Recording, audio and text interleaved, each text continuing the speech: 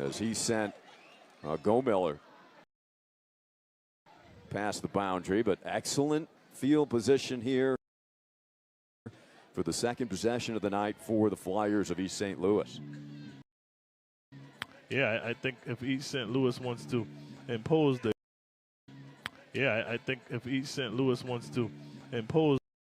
their will, they have to do some running with this big old line. But we'll see what Heritage has to say about that. So looking forward to seeing this second series.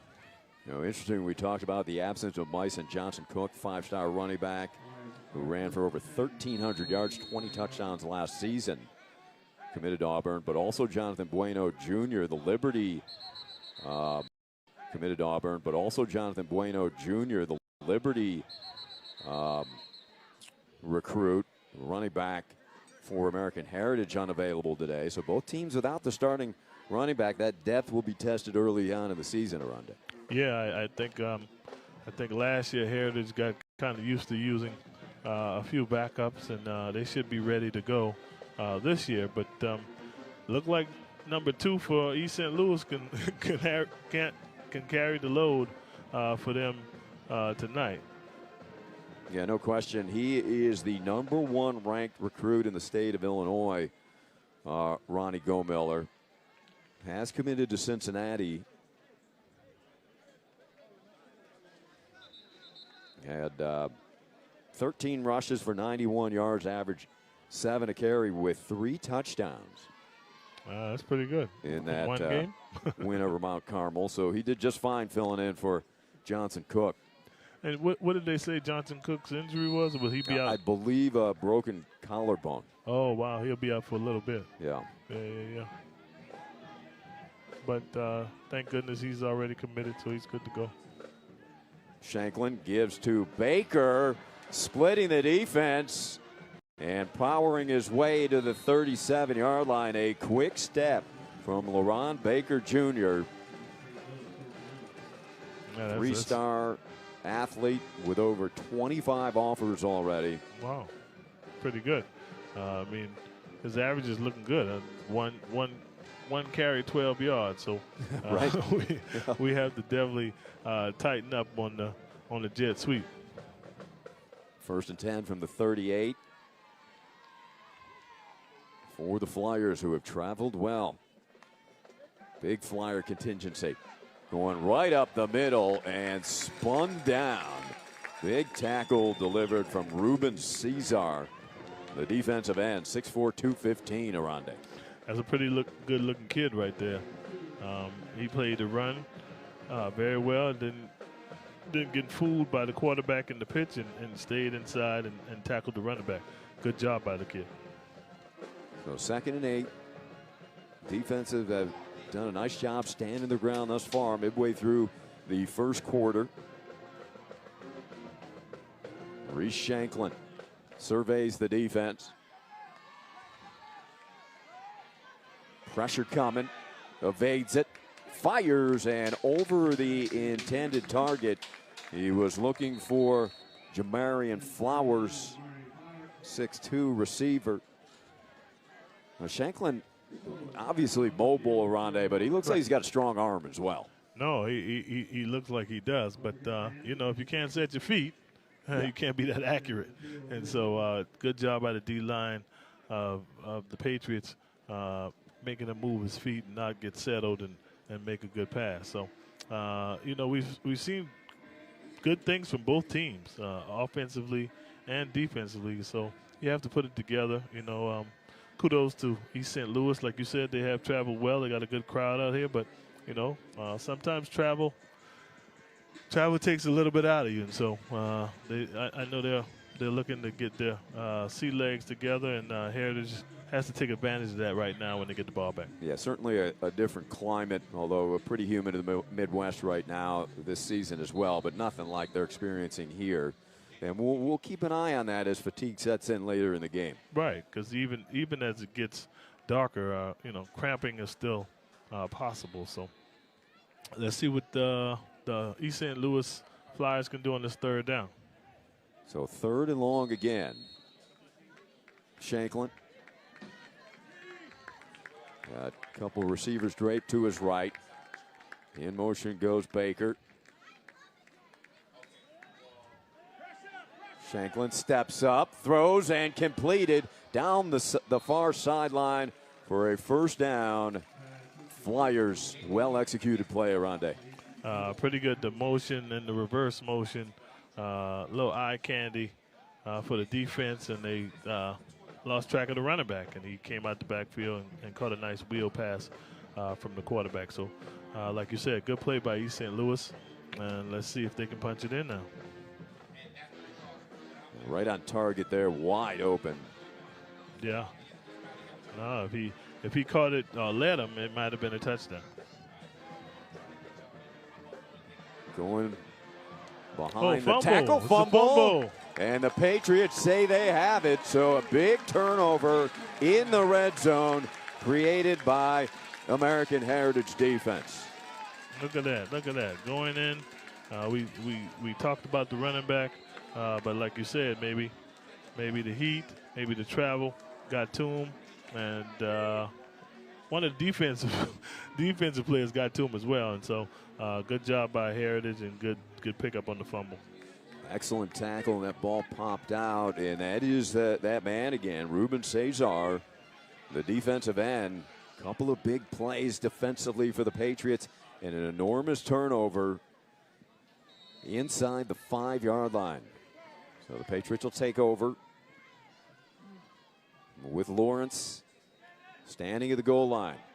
On the ground, not much there, Rondé, maybe a yard. Yeah, they're just trying to run the ball and get out of the shadows of the end zone, but I think East St. Louis knows that as well. I don't know if it was a run blitz, but the D tackle beat Mullen, one of the old linemen and stopped them for a 1-yard gain. a couple of big kids on that American Heritage O-line. Syracuse commit Nico Ramos, 6'6", 315-pounder. One of the captains, Wake Forest commit Aiden Harnett, 6'3", 295 pounds, also a captain. Lawrence, and that ball blocked right back into his face, into the end zone. Rejected. Some size on the defensive line for the Flyers. Yeah, no, it was a good job by the defensive end or the slot guy to come and jump up and knock the ball down. The O-line has to get his hands down somehow, and so they didn't, and so that's what happens. Good play by East St. Louis. That's number 8, Philip White. He's got a Western Illinois offer. Timed that well. Lawrence, 3rd and long. Dangerous out of his own end zone. Going to shovel past that. Bouncing off a couple of tacklers. And a first down, Patriots. Terrific run after the catch for American Heritage. That was the quarterback being the quarterback right there. It was off script. He ran around and found his running back in the open, passed it to him, and I think Tremaine did what he was supposed to do and get the first down. So let's see if they can string a few of these plays together to get flip the field at least. Yeah, it's Tremaine Mullen with a terrific run, but as you said, Neiman Lawrence, playmaking ability here. Just flick that off after drawing the defense.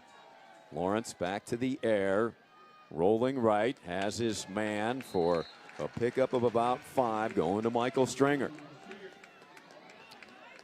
When they're passing the ball, I think that's the primary guy, Michael Stringer. But they also have Trey Proctor, who's a big wide receiver who they should get the ball to at least once downfield and see what happens.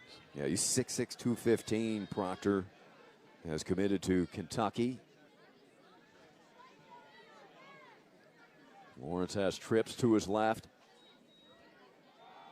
They give right through the middle, looking for a seam. Nothing there against this tough defense. On the run is number 21. That's Marcus Smith. It looked like it was open for a second, and it closed very quickly. So, nice job by the linebacker from East St. Louis to close the elevator door. Rondé, we talked about East St. Louis's size. Are you impressed with their speed? I think it's definitely a bit stunning, their athleticism early here. Yeah, no, early the speed is telltale. We'll see what happens. Good ball, good play. Oh, excellent design. The execution is there. Right over the middle to B.J. Outler, the junior tight end, 6'5", 200 pound. He's receiving offers from UCF, Missouri, amongst others. It's a good play. Fake the run, throw the tight end down the seam. Usually works when you running the ball effectively. Neiman Lawrence, just a junior, the QB. He's got really good composure and command back there, doesn't he? Yeah, if you know anything about Neiman from around the area, that's his MO. He's a composed guy. I think he's been playing this position for quite some time, and so coming over from Northwestern, I think he's played in a lot of big games, so this isn't new to him. I think as long as he stayed calm and composed, the team will stay that way as well. That pass completed to Mullen out of the backfield. So 2nd and 6. Patriots began this drive at their own 3-yard line after the turnover caused by Ruben Cesar, with East St. Louis knocking at the door. Back to the ground, looking for anything off of the ground. This time they plow forward for a healthy gain. It'll bring up 3rd and short, grinding his legs, Tremaine Mullen, who looks like he'll be a workhorse here tonight. Well, they got to establish a running game. Everybody does. No matter what age football you're playing, you got to establish the running game, and that opened everything else up. So as long as they can get the push like they did just now, I think everything else will work out, because we know Neiman is a dynamic quarterback. Lawrence on 3rd and 2. Survey now checking back to the sideline. Adjustment being made by the Patriot offense. They sent Proctor over here to the left side. And now they're going to take a timeout with Mike Smith, who's in his 5th season. 44-11 record for Coach Smith, doing an outstanding job with this program. Definitely. I think Coach Smith might be one of the longest tenured coaches here. And so for him to take the job as a head coach was a natural move. And he's kept right in line, that kept everything going the way, the heritage way, I guess we stay around here, the standard. And so kudos to Coach Smith and what he's done with the program. Well, you know all about this program. Oronde Gadsden, a young man called Oronde Gadsden Jr., who is now playing for the Chargers. Yep, in the league. For sure. Your son? He played cut his here, teeth, right? He cut his teeth here, and, yeah. and so he was here since the 6th grade, and so he came up through the ranks, paid his dues, and it all worked out. But he had a few players before him that he followed, and I think everybody has. If you look around the stadium on the fences, I think you can see that we probably got a lot of players that played here and now play in the NFL, and so this is just a natural reaction, and I think, they want to keep the tradition going. 3rd and short. Back to the ground after a timeout over the 50 for a 1st down, Patriots. So a lot of movement in the backfield, a lot of shifting, and then they go right at him, right through the gut. That's what happens, that eye candy. All you need is the defensive end to widen out, or the linebacker to take a false step, and you can get 2-3 yards just like the Patriots did. Mullen does it again. So over the 50 for the first time here tonight. American Heritage. You talked about some of the standout NFL players. We'll get to a few of those for American Heritage.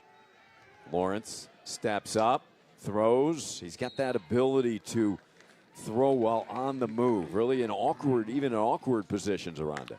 Yeah, I think that side-on throw, he's learned. I don't know if it's learned because they taught him, or it's learned because it's a necessity. And so, but he does a good job with it.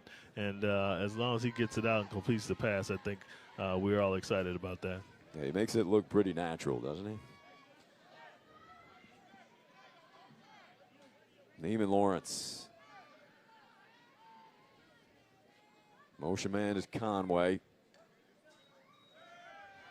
Lawrence looking near sideline, goes back over the middle. That is Conway, who eludes a would-be tackler, banging down towards the 10. Eyes went left here, Rondé, and then he fired right down Broadway. Yeah, like I say, if you can get the defensive ends or the linebackers to move the opposite way, just one step, then you can get it in. I think they ran a mesh route, and they threw it to him in the middle. So Kobe Conway receives that long pickup. 1st and 10 from the 14-yard line. Patriots on the drive. They go back to the ground, eluding a couple tacklers. Another nice gain right up the middle, as they've got this East St. Louis defense off balance. And that will bring the first quarter to a close, with American Heritage putting together an impressive drive that started from their own 3. We'll be back for second quarter action.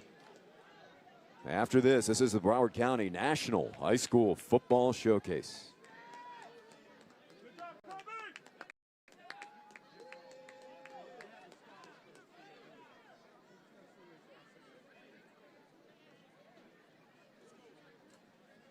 Hey, Pedro, I can barely hear around.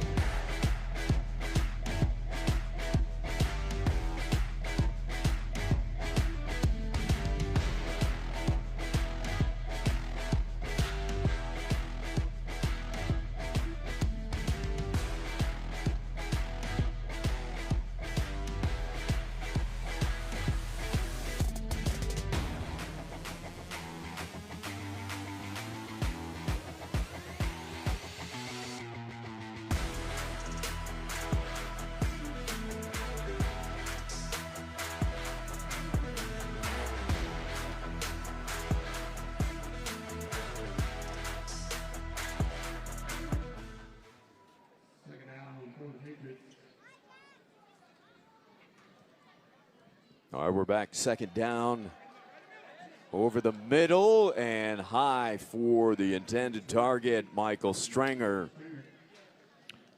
So Ari, this when I played, this is where I made a living. I think they should go to Trey Proctor at this point. Like a fade jump ball works, at least 85% of the time, and so as long as it's not an errant throw, I think they got 2 6'6" receivers. I think they should give one of them a shot. Yeah, they don't have a Rondé Gadsden senior or junior out there right now, so go to Proctor. Yeah. Or Outler. Outler looks like a nice receiving. Ooh. Yeah, he's got size too, right? Rondé 6'5". Yeah. I mean, you can't beat that, right? 6'5" tight end. Can't teach that. They can't teach that. I mean, I put one on one side, one on the other side. The safeties have to respect that. And so maybe then you can sneak Jermaine Mullins up in there.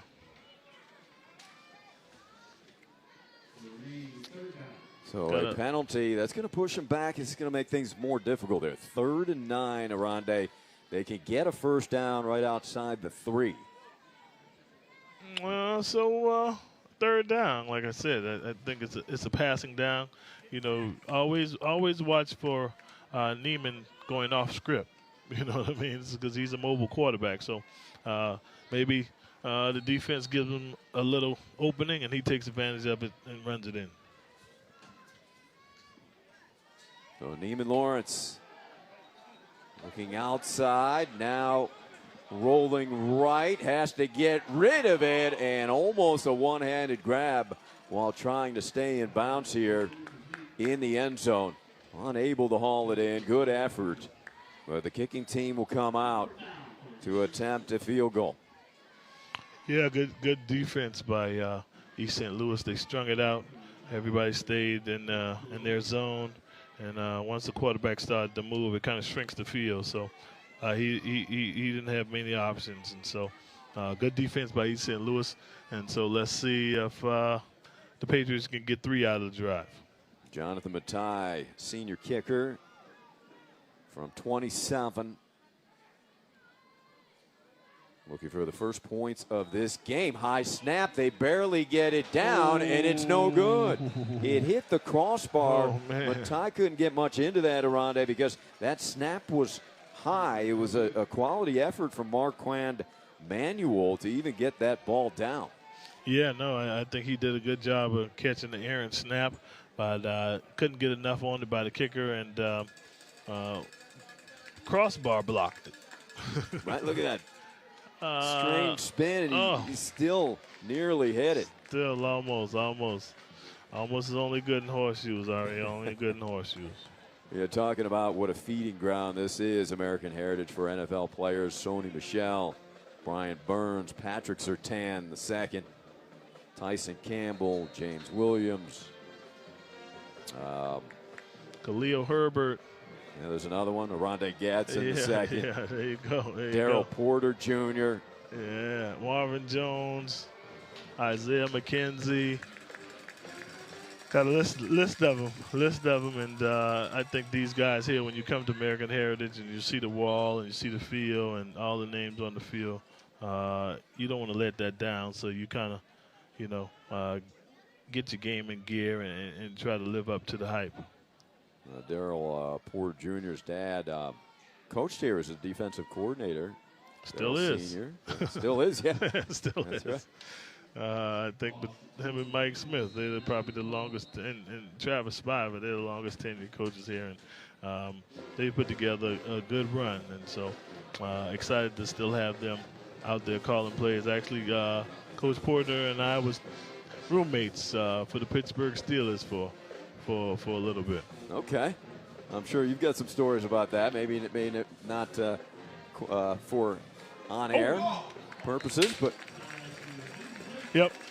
Some of them are, and some of them aren't, Ari.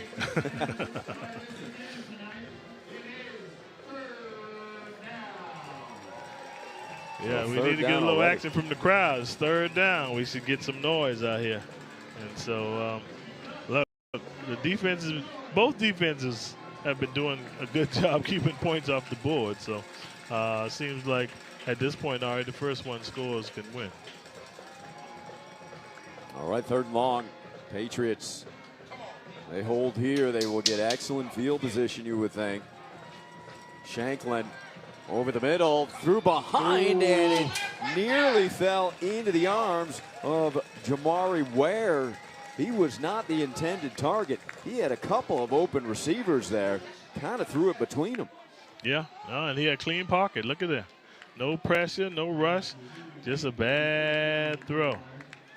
But the tip almost got them a catch. Almost. Yeah, that's a tough ball to handle for Ware at that point. It had been tipped, unexpected, snuck up on him. So both defenses are playing lights out. No points so far, and Heritage gets the ball back, and let's see if they can do better than they did last time. Wilkinson, I saw him punting in practice. He can boom it. So fielding it, that was a little precarious that time. Good job to hang on to it by Marley Brown. The running back made the tackle for East St. Louis. Is it Go Miller? Yeah. I guess the gunner is your running back. Is a pretty good gunner. Yeah, no question. I was talking to assistant coach Harith Mitchum, and he said, we're going to get Go Miller in. He's going to be in every situation possible, making an impact. So he was just now on special teams for sure.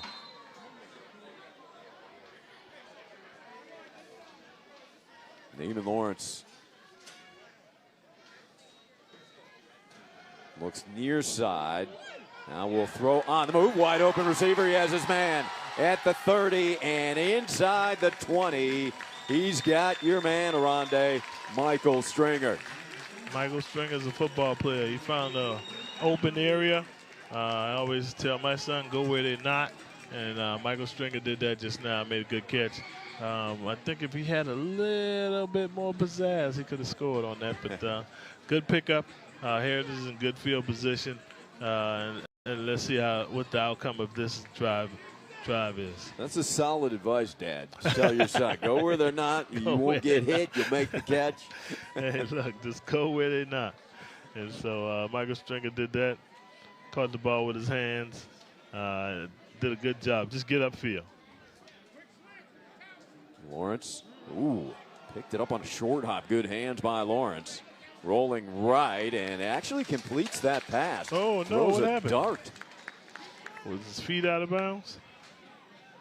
Did they not give it to him? No, I think they did give him the reception. Oh, they did give it to him. Okay. No, they didn't. Okay. Yeah, he must have been out of bounds. No. You're right. 2nd and 10.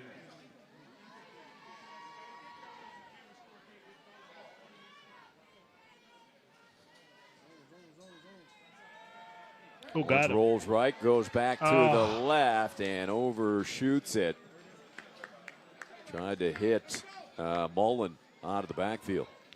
I like the play call. Maybe if Mullen went a little flatter than upfield, maybe he could have caught the ball if he angled a little bit flatter toward the sideline. Might have been an easier throw. But they got to be able to complete that play. It's a wide open play. Yeah, Mullen had yardage. Had they completed a Aronde, I think he was looking at 4 over the left shoulder. The pass was more towards his right shoulder. Yeah. Listen, man, I think you got to give Proctor a shot over here. Wide side of the field. Throw it to him. Fires it over the middle. Has his man, and that is Trey Proctor. Good call, Aronde Gadsden. Listen, it's pretty simple when they play man because you're running the ball effectively and you have a blitzer, so it's one-on-one all over the field. When I played for the Dolphins, had a quarterback named Dan Marino, and he used to say, "Pick a guy and let it fly." And so that's what Neiman did just now, and got a good completion. That's all it took for Dan Marino, right? Right. So back to the ground. Nothing there. Big stand by this big D line of the Flyers as they put a halt to Mullen's run. 2nd and goal from the 5. Got to get some points on this drive, Ari. I don't know how they're going to manufacture it. I don't know what they got to do, but this is second time in the red zone. You got to put some points on the board. Yeah, both teams have been in the red zone and come up empty. Neiman Lawrence looking left, rolling that way, fires back, had a man there who looked like he had a play on the ball, but that drops incomplete. Again, throwing against his body on the move, Aronde, not an easy throw. Yeah, no, but we've seen him complete that a few times, and he can make it, but just didn't that time. A nice snag play on the goal line. Like I said, if he isn't comfortable with rolling on the run, he can just keep it and run on to the end zone. We'll bring up 3rd and goal. Last drive, American Heritage was stopped in the red zone, and then a high snap altered the timing of the field goal attempt, which was missed. For East St. Louis, they were in the red zone, and a fumble caused by a big hit from Ruben Cesar. Yeah, no, I think, like I said, this is a shot to both defensives. They've been playing great. It's 0-0, so obviously it's a defensive football game, but somebody has to score, and I think American Heritage has to do it on this drive. 7 would be great, but, 3 is some points. You can win with 3, Ari. American Heritage cheerleading squad, good crowd on hand here in Plantation. 2-time defending Class 4A state champions, the Patriots. UM sophomore Malachi Toney passed for 188 yards in a backup role in the 2024 state championship game against Orlando Jones. A We know Malachi Tony could do it all, playing here at American Heritage. That's pretty impressive. Because Right? you don't think of Malachi Tony at this point as a quarterback. But we've seen him, throw a couple times for that Hurricane offense. We saw that through the playoffs, I believe. Yeah. No, he can do it. He definitely did it. And it was amazing to watch the transformation from his freshman year until he left to go to UM. And he's one of us, and we're gonna continue to watch him. I got to go to number 5 on the fade right here, Ari. I don't know why. On the slant, a touchdown. They did the next best thing or the other best thing, Aranda, going back to your man, Michael Stringer. Michael Stringer is an animal. He's a good player. He's done a lot for the program, and I think it's deserved so. That is a dart. A little hesitation on the slant. Slowed everybody down. Good job. Catch. Good job. Like I said, they had to get points, and they got points.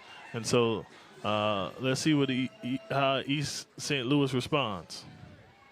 So Matai has another chance at it. We'll see if they can solidify the snap. Much better this time, and it's blocked. So the struggles continue in the kicking game. It is 6-0 American Heritage. Yeah, they got to figure that out. Ed Perry is a player that I played with the Dolphins. He's a special teams coordinator. He has to figure out the field goal blocking situation. I'm sure he will. It's a lot of time left. He'll make an adjustment during halftime, and they'll come out and do a whole lot better, I'm sure. So East St. Louis, the Flyers. Let's look at the touchdown again. That ball rifled right on the money. No, that's a good play. If you see Michael Stringer hesitated, let the 2 slot receivers clear it out. He came underneath. Ball was on the money. He had no choice but to catch it. This Flyer program has won 11 IHSA state football championships going back from 1979 to 2024. 10 consecutive winning seasons, going 108-19. Wow. Head coach is Darren Sunkett in his 23rd season. How about this record? 216 wins to 79 defeats. Wow. That's pretty good. But 23 years as the head coach? Yeah, that's good job security. Well, he's earned it, right? Yeah, no, he's earned it. That's kind of George Smith-like over there, St. Thomas. But let's see if we can. Turning on the Jets. Dangerous return man, LeRon Baker Jr. 25 offers and climbing for that young man. Oh, man, that's pretty good. And if he keeps on returning the ball like that, he'll probably get 1 or 2 more. We'll see what the answer is here from the Flyer offense. Again, playing without their 5-star running back who is committed to Auburn, but certainly with Ronnie Gomiller, the Cincinnati Bearcat recruit. I mean, he is an enormous weapon. He's been all over the field. And so I think they'll continue to ride on his coattail until he can't anymore. You see him at wide receiver right now. He is a playmaker. Shanklin, quick release as that sails into their bench. Looking for the out along the boundary there. Well defended. You see they were throwing the ball too, correct? No surprise there. No surprise there. 3 touchdowns for Gomiller last week in the victory over Mount Carmel. Powerhouse out of the Chicago area.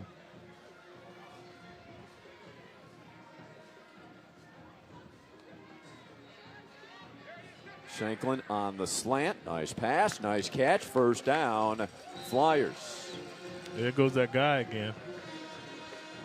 How many number 2s do they have? Gomiller, he's all over the field. He's on every side. They just got one, and he's playing everywhere. I don't know if it's a sign, but they put a whole nother running back in the backfield, and he's in the slot now. So I would probably try to make them run this other running back and not let number 2 get the ball. Yeah, that's Chris Jackson, just a freshman. Ooh. Dangerous pass. As Jaden Sheard was right there. Right breaks it there. up, but Good read by the linebacker. Good read. You know, Ari, I think it's a great thing when a team like East St. Louis comes to play in South Florida, and it's vice versa. If we had a chance to go to East St. Louis, it'd be great for the kids to travel and learn how it is, because their next step is college, and this is how it is.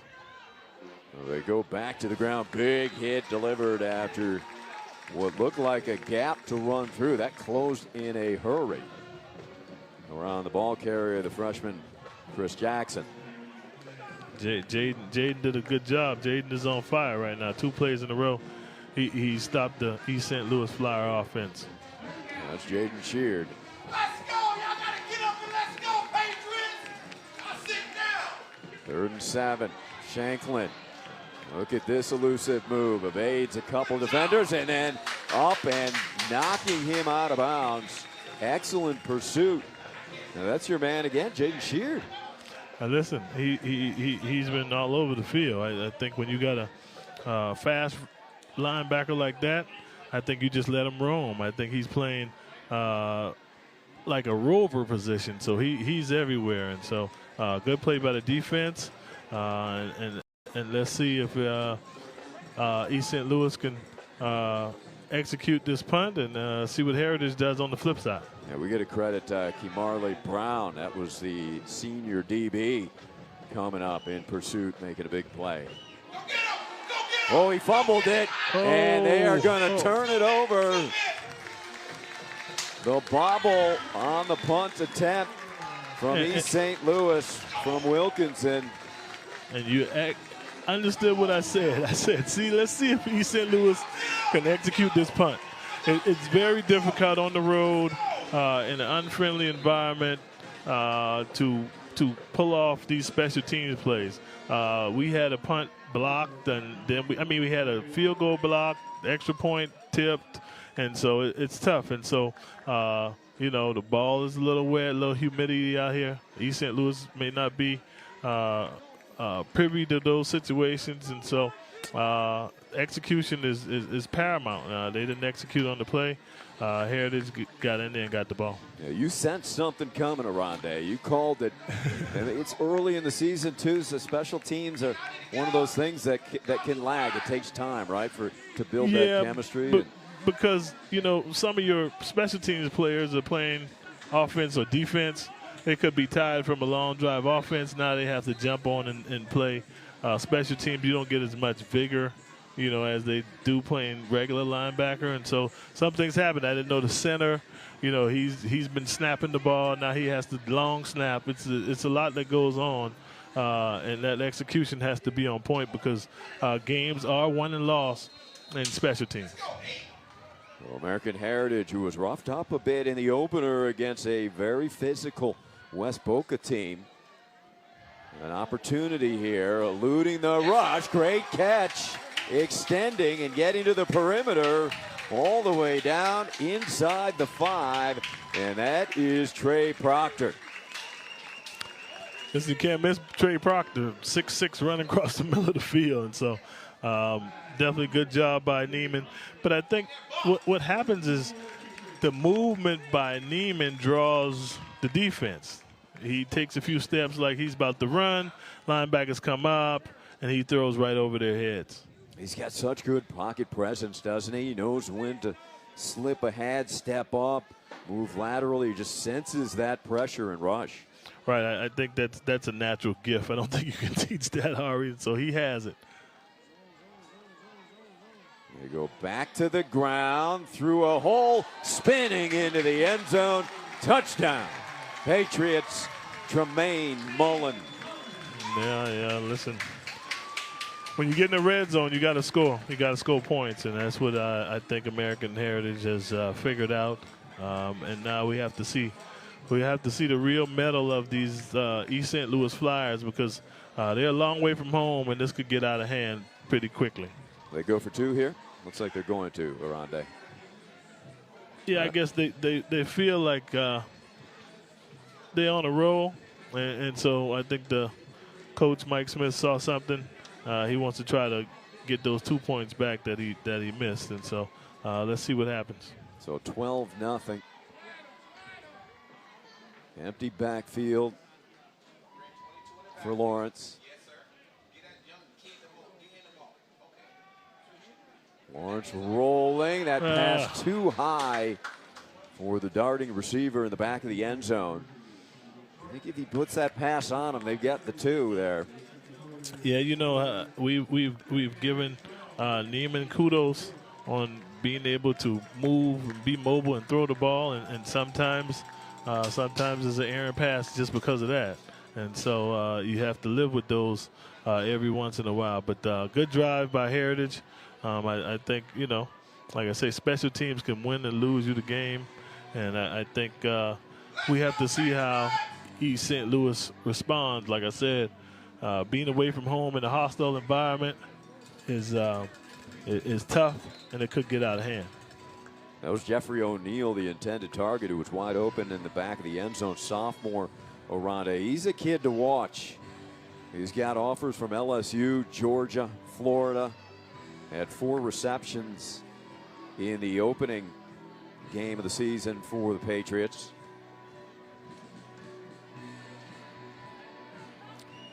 Yeah, no, definitely think the Patriots are getting started right now. I think they've found their way, and East St. Louis has to respond to stop it.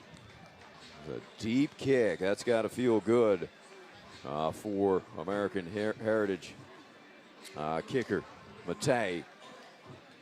He's had some struggles with the field goal, the bad snap, and then a blocked extra point. Got all of that kickoff. So starting from their 20 is East St. Louis. And as Oronde said, let's see what kind of response they have here. 5 minutes remaining in the first half. They had a solid drive in the first quarter, but it resulted in a turnover in the red zone. And since then, they've been pretty quiet offensively. Yeah, like I said, it's tough, you know, travel, being on the road. If they had scored that first drive, maybe we would have given them a little momentum. But now the coaches have to step up. It's not on the players right now. The coaches have to call some plays they're pretty confident in.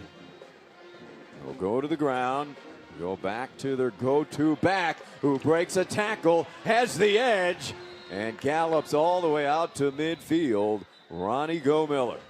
Listen, we go back to something you know, and they know Ronnie Go-Miller. And so instead of trying to throw it and get it to him, we'll just hand it to him, and that's worked pretty good. They've done a nice job moving him around, showing different looks, being unpredictable. And as you said, Oronde, you get the ball in his hands, good things happen. You know, I just, you know, I've seen it happen a few times before. You know, you just have to think about Ronnie in the fourth quarter. He's not used to the heat. They're using him a lot. Like I said, I've seen him on special teams. I've seen him do a lot. Slot guy, running back. You just got to know it takes a toll on you at some point. I believe he was driving the bus when they pulled into the parking lot too. He had to be doing something. So what was the call there? It was after the fact. He's got a first down. They walk it back to the 28-yard line. I think they had a flag on the sideline, huh? Coaches, I see the coaches and the referees jarring a little bit. Right back to the ground. This time swung in the backfield, staying on his feet somehow, Go-Miller, but ends up losing a couple more with the effort. Yeah, it's going to be tough. It's going to be tough for it's going to be a tough day for Ronnie at this point. I think everybody in the building knows where the ball is going. Right. So it's going to be, until they get somebody else involved, it's going to be a tough day for him. Able to break that tackle. But a whole host of Patriots then in pursuit. It's a 2nd and 5. Shanklin throws, and a nice dart delivered, and a solid reception from Amarian Jackson, 6'3", sophomore wide receiver. Pretty good catch. Yeah. You know, that was a catch in traffic. Somebody draped on him. Quarterback delivered and the wide receiver caught the ball. Sorry, Ari, I'm going to be always a little partial on the wide receiver side. There you go. You know, this guy, he's a good judge. Oh, holding. Well, here comes the flag. Another nice catch here on the near sideline. Diving reception is Jamori Ware, but this is coming back with the obvious hold in the backfield. Listen, I don't know how many offers he has, but number 17, Ruben Cesar, the 6'4", 220-pound defensive end, is having a pretty good game so far. If he doesn't have many, he's going to get some more with this performance here in the National Football Showcase. I mean, he's got, obviously, the tools, got the size. Yep. 6'4", 215, got some growing to do into that frame. And it looked like he has a motor. He has a pretty good motor. He's made a tackle, got up and chased the man down, and he's done everything you want to see in your defensive end. What is it, 1st and 15? First and 20 after the 10-yard penalty. Flyers hurting themselves. Shanklin going deep. That's a gorgeous throw. And just out of the reach of the Flyer receiver, cruising down that far sideline, Amarian Jackson, who just made that catch that you credited in traffic. Yeah, no, the quarterback has to keep the ball on the field. We as receivers can only do with so much, and if you keep the ball on the field, I think it's a touchdown. But I think the ball tails off in this night sky, and like I said, you hate to keep bringing it up because you sound cliche-ish, but I don't think East St. Louis is used to the weather or the environment as of yet, and so if the Heritage can keep the pressure on them, it'd be pretty tough for East St. Louis to come back. Yeah, Reese Shanklin certainly demonstrating a strong arm. I mean, he threw that ball very well, but unfortunately, as you mentioned, Ron, it did tail out of bounds at the end, so unable to make a play on it was Jackson. We got a timeout called by Coach Sunkett and his staff on 2nd and 20. And there's got to be some frustration building, particularly after a strong start. They come up empty. Right. They've been stymied since, and now appear to be a little deflated around it. Yeah, no, that's what I was saying earlier. They have to be careful because this could get out of hand. I think they need somebody else to take the pressure off number 2, and if they can't get anybody else, involved, then Heritage will probably just double and key on number 2 and just rush the quarterback, and so that could be tough. But do me a favor, Ari, can you tell me what number and size the center is? Because everybody around the center has got to be 6'6", 300 pounds, and the center is what? The center's a little fella. Yeah, they didn't, I believe the center is Barnes. He may be 6 feet. The other guys are just so big. Yeah, they're so big. Shanklin, and that is intercepted. A diving, sliding grab. There's no indication by the officials, and now they say incomplete. That was awfully close. Awfully close, but you don't see Jaden raising any cane, so he probably knows as well that it touched the ground a little bit. But he's showing up to be a dynamic player. He's just like number 2 on East St. Louis. Oh yeah, it did bounce. It did bounce once. Nice effort there, trying to sell it a little bit. So 3rd and a mile for East St. Louis. See if Shanklin can come up with a big play here. He's got time, lofts it over the middle of the field into triple coverage, and it is knocked down, incomplete. So the punting team will come on for the Flyers. Listen, that was a dangerous throw. That was in quadruple coverage. I don't think he read that at all, but if it was picked off, it would have been just as good as a punt, because now they have to once again execute the special teams play. Austin Wilkinson has a big leg, but he's got to release it. Trouble with the snap, the catch, humidity here affecting. As you can see, is a different center. It's a special long snapper, and so I don't know how many games he's played, but you got to always watch that. Oh, and there it is again. You snap, called it again, Aranda. snap. And booting that out of the back of the end zone was the kicker, Wilkinson. That's going to draw a flag because that was he elected to do that, just kick it out. That's a good job. Good job by the kicker. Kicker's been in a few games before, and that's what I'm saying. Look at the center. The center is a smaller guy, and like I say, it's tough when you're on the road. You're not at home. The ball may be a little sweaty from it being humid.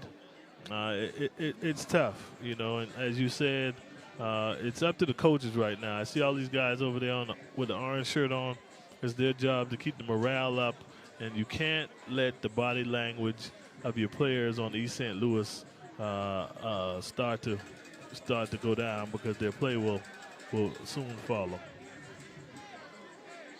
A long trip down for this national showcase, and something this program, the Flyers, have been looking forward to. They travel really well. Big crowd on their side, behind their sideline. Disappointed fans, not much to cheer about at the moment, but plenty of time. As Ronde said, they've got to keep their spirits up. They must. It's the only way it's going to happen. Like I say, you're on the road.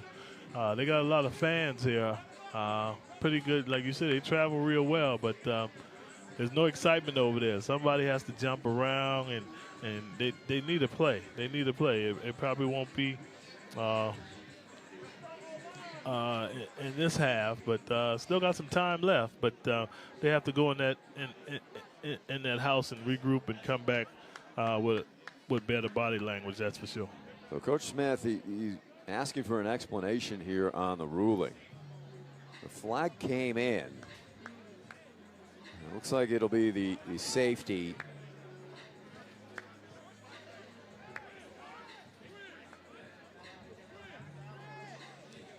They didn't put the points up on the board, that's for sure. The points are not on the scoreboard yet. And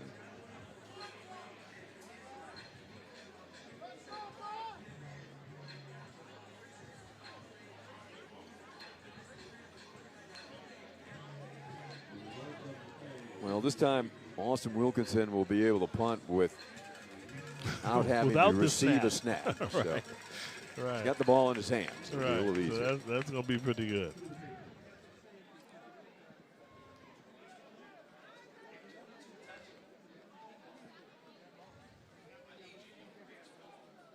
So American Heritage indeed finally gets those 2 points that they've been after.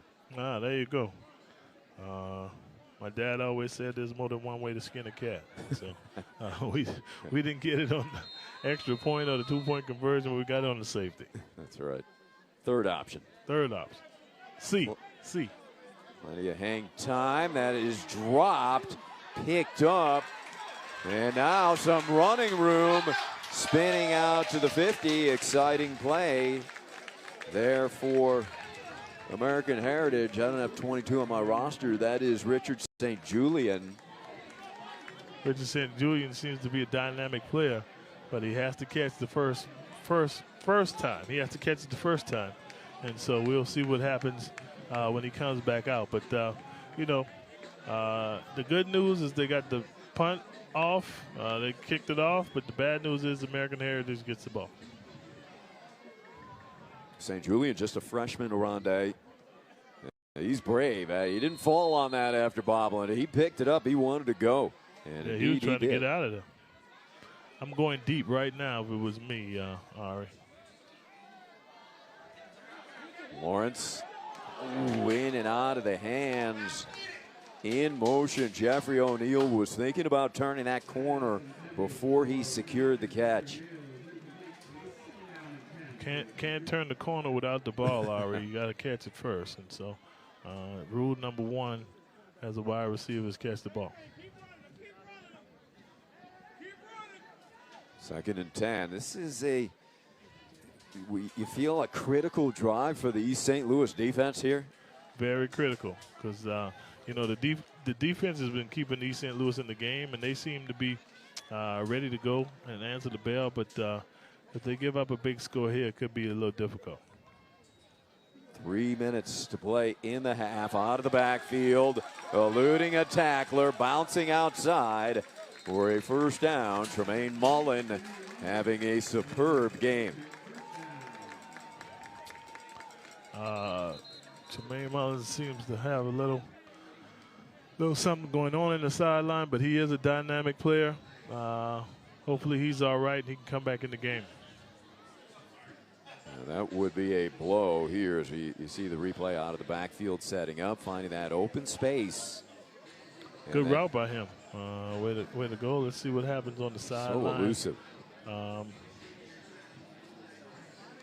Kind of got rolled up on a little bit by the linebacker on the back of the play.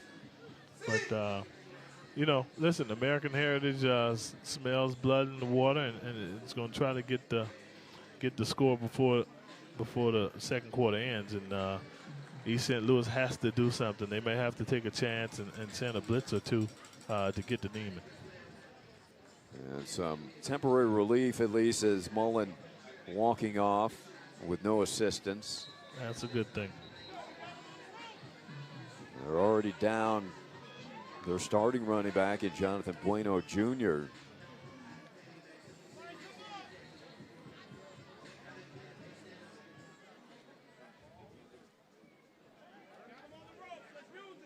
First and 10 from 36, 14-0. Patriots.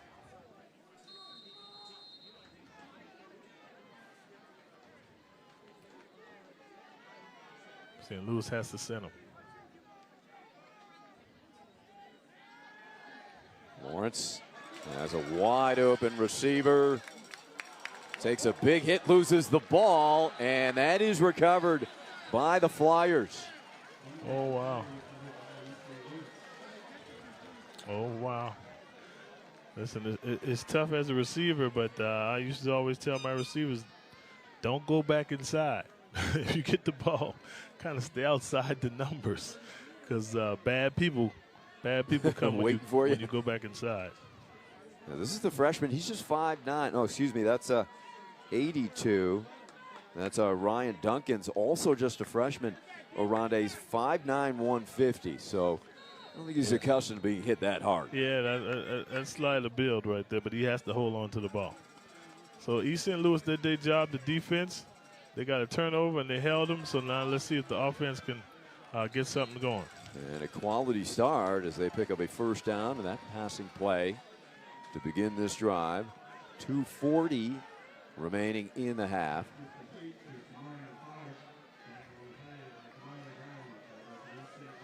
I tell you right now to watch out for number 2. They're going to try to get the ball to him somehow.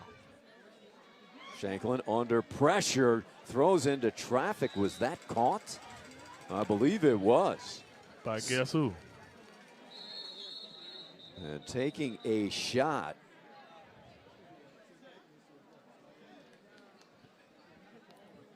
We've got a player that's an American Heritage player down. That's Kamarley Brown, who has played very well. Yeah, I think he might have got dinged a little bit, but they're throwing the ball number 2. That's for sure. Oh, he got a little friendly fire. He got a little friendly fire. Yeah, so it's Goldmiller making that catch in traffic. He was making the tackle, and Jaden came over and gave him a little bit. So that's a good thing he's up. And so tough kid. Pretty sure he'll be back in the game soon. Shaking it off is Kamarley Brown.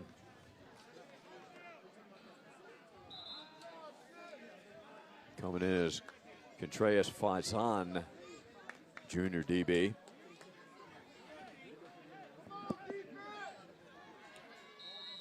Watch out for number 2. Yeah. That's a common theme here. Number 2's getting the ball for sure. Here he comes, one side to another, breaks a tackle, 100%. turns inside, lost his footing. But another first down as the Flyers move the chains. with 2 minutes to play first half. Big change of events. American Heritage driving up 14-0. And the fumble, and now it's East St. Louis threatening before the close of the first half. This would be big for East St. Louis to get some points. Shanklin, good catch. In traffic. Look at those legs keep churning. Close to that first down marker.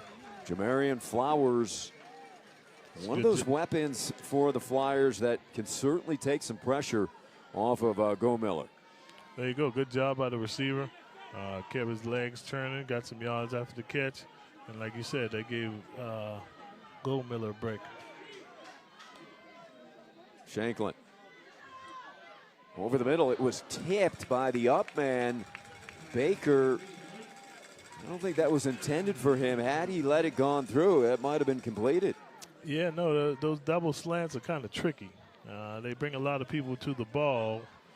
You have 4 people running the slant, but one tip could get a errant catch or an errant pick. And so that's pretty tough. Quarterback has to be accurate on those throws. That was the catch on the previous play by Flowers. So 2nd and 10 for East St. Louis. Trying to get themselves back in this game before the close of the first half.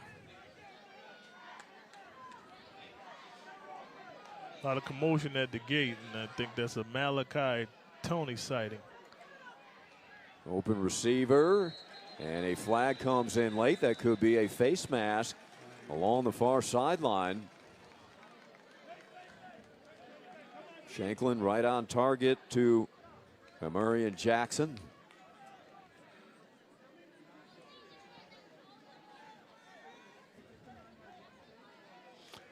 Be real big if East St. Louis can get points, but if they get a touchdown, that'd be even bigger for them to give them a little momentum going into their locker room.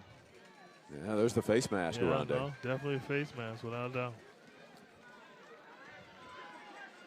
So inside the 10, the Flyers hoping to hit the scoreboard. Minute 15 to play first half.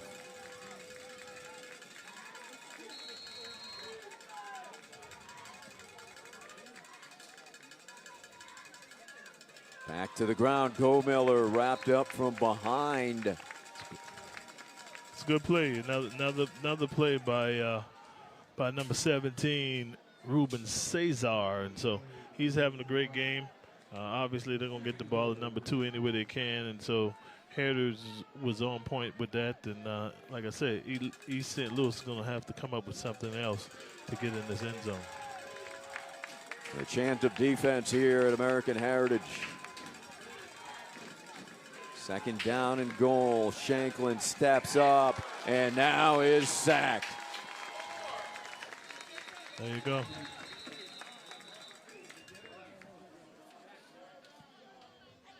Osnail Dillon, sophomore defensive end, in on that tackle. You know, Ari, I think the quarterback, really, they need to do the same thing we kind of doing with Neiman, kind of get him on the flank and roll him out where he has an option to run or throw the ball, because he seems pretty mobile, but not much movement going on in that pocket for him. Yeah, good point, Aronde. We'll see if they put that wrinkle in. Let him get some motion, get with the option with his legs. A big kid, 6'1", 190, but he can move. Like I said, you see a lot of commotion at the front, Ari, and that's I don't know if you know in this area, but that's a Malachi Tony sighting when you see all that commotion going on. Okay. That would be exciting for the Heritage fans and everybody in attendance. 3rd down, big play, big play, big play. They'll probably go for it on 4th, but it's a big play. 3rd and goal from now outside the 10 for Shanklin and the Flyers. Staying in the pocket, and it collapses on him, and he will be sacked again for the 2nd consecutive time at the 20-yard line. Yeah, you know, it's tough. I didn't see the pocket holding up before, and that's why I tried to urge them to put the quarterback on the run, because I know Coach Porter, when you get in the third long, any long situation, he's gonna add a little pressure to the defense. Micah Price, the junior, 6'2", 270. He's got about a dozen D1 offers already. Big sack by Price, 30 seconds remaining, and now you got to rely on your kicking team again. Hopefully you get a solid snap. I'm not completely sold on this execution, but we'll see how it goes. And what looked like it might be a chip shot now is backed up. So we'll call I don't it about know if you see this, but number 2 is the center. Number 2 is the center, Ari. I don't know if you see this. Go Miller can snap it well. Kick is up, and it is no good. No good. Wide left. Snap was good, though. Snap was perfect.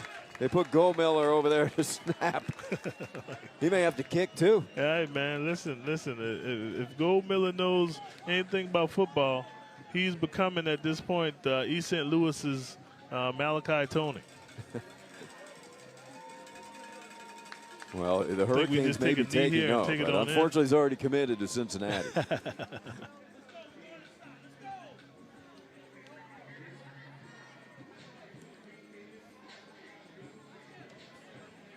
Well, that is frustration for East St. Louis to come up empty there after causing a turnover, get a strong drive before the half, but unable to put points on the scoreboard. And American Heritage will bring this 14-0 lead into the locker room after one half of play from the 5th annual Broward County National High School Football Showcase.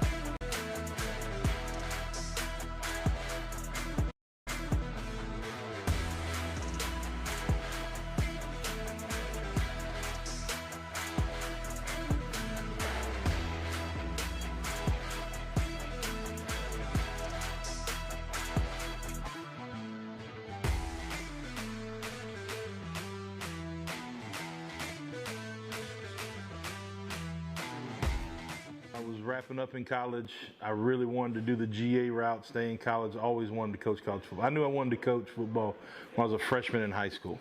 And so coaching was always something that I was shooting for when my playing career was done. My playing career ended quicker than I thought it was going to end, but I wanted to go the college route, and got married to my wife, and we had a baby right after I got done playing.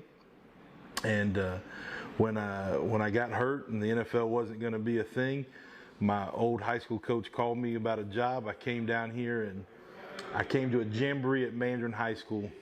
Told my wife, I'll be the head coach at Mandarin by the time I'm 40. And 14 days after I turned 40, I got the job. Yep. There was something about it. Michael Holmes on the first play of the game of that jamboree broke a 70-yarder, and I was standing on the track, and I was going to coach at Wolfson High School.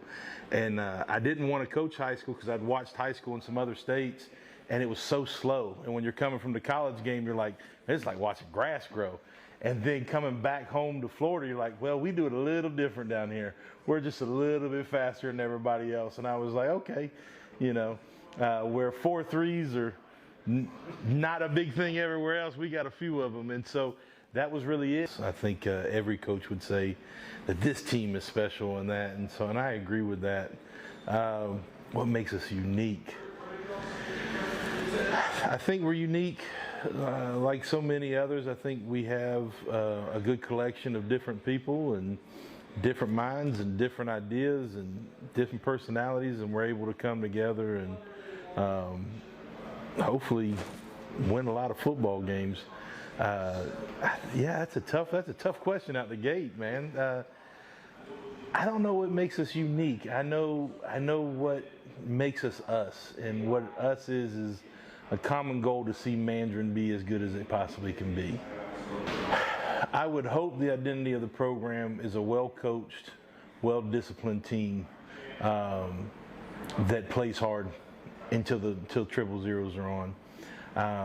I think some games we get that better than other games, but we're always going to try to be a player-led team, and I think that gets misconstrued a little bit. I think when people see player-led, they think that the kids are making decisions and stuff. Like, no, I want to see our players hold each other accountable.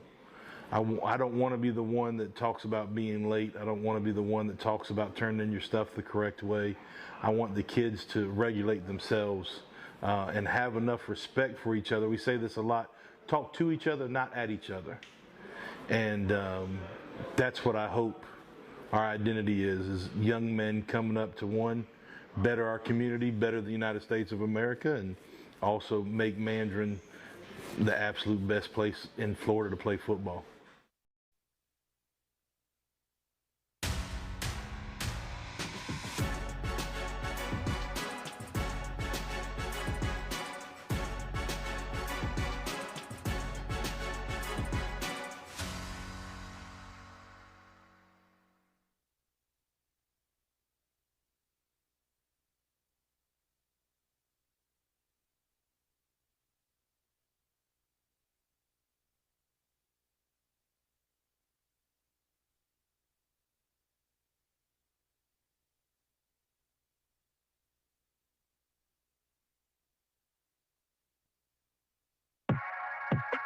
All right, Bryson, so tell me first of all about this play. Let's go through it. What do you remember the most about this play we're looking at here? I just remember the DB being in front of me.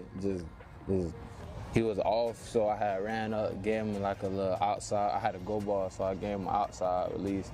Then just went up on both of the defenders, and just caught the ball. Now, your huddle's got a lot of plays. I'm just going to say that, but this is the first one of your huddle. Why is that the first play on your huddle and the one you remember? It was two defenders, and I had just went up and caught it over them, so I just put it at the first one, catch radius. What does that say about your game? What, that one? That play. What does that first play? What does that say about you? It just say a lot. It just say that no matter, like, if it's more than one defender, it's no, like, you got to double team me. If it's one defender, that's not enough. Now, I got a chance to talk to your quarterback before this, Yeah. And we went through that play, and then he said, "There's not a lot for me to talk about because Bryson just wanted the ball." Now, how true is that? Nah, in that moment, I did want the ball. I ain't gonna lie, I did. And he put it on the money, and it worked out. I was a receiver. Yeah. We want the ball at all Yeah. times of the game. I get it. Yeah. But this is one of those times that it just looks like it was your ball no matter what was going to happen. I had to come down with that. I had told him I needed it, so I had to come down with it no matter what. Okay. So, what's your favorite route to run? The whole route tree. Probably either a go ball or like a slant, or a post. And your quarterback loves throwing posts, so I guess it's a good thing both of you like posts. That's a good thing. Yeah, he do like throwing posts. At what point did you realize football was something that you loved and was going to be something you did? It was like youth football when I found out I had the love for the game. Like I had to play travel youth football, so like when I was doing that, I was going crazy and like so like around that time. You play both sides of the ball, play receiver. We looked at a side, the offensive side, but which side of the ball do you like best? Offense, defense? Oh, offense for sure. Offense for sure, okay. And Yeah. why offense? Just cause I like mossing people. No, actually I do like defense though. I do like people don't really watch my defense, but I do like defense. I like coming down. I like hitting. I do like defense. I ain't gonna lie. Okay. I always played both sides, like ever since I was a little kid. If somebody sees this play, and it's the only play they see of you, what does it say about your game and who you are? Oh, it just said that it take more than one person to guard me, and I can catch. Like I got a good catch radius.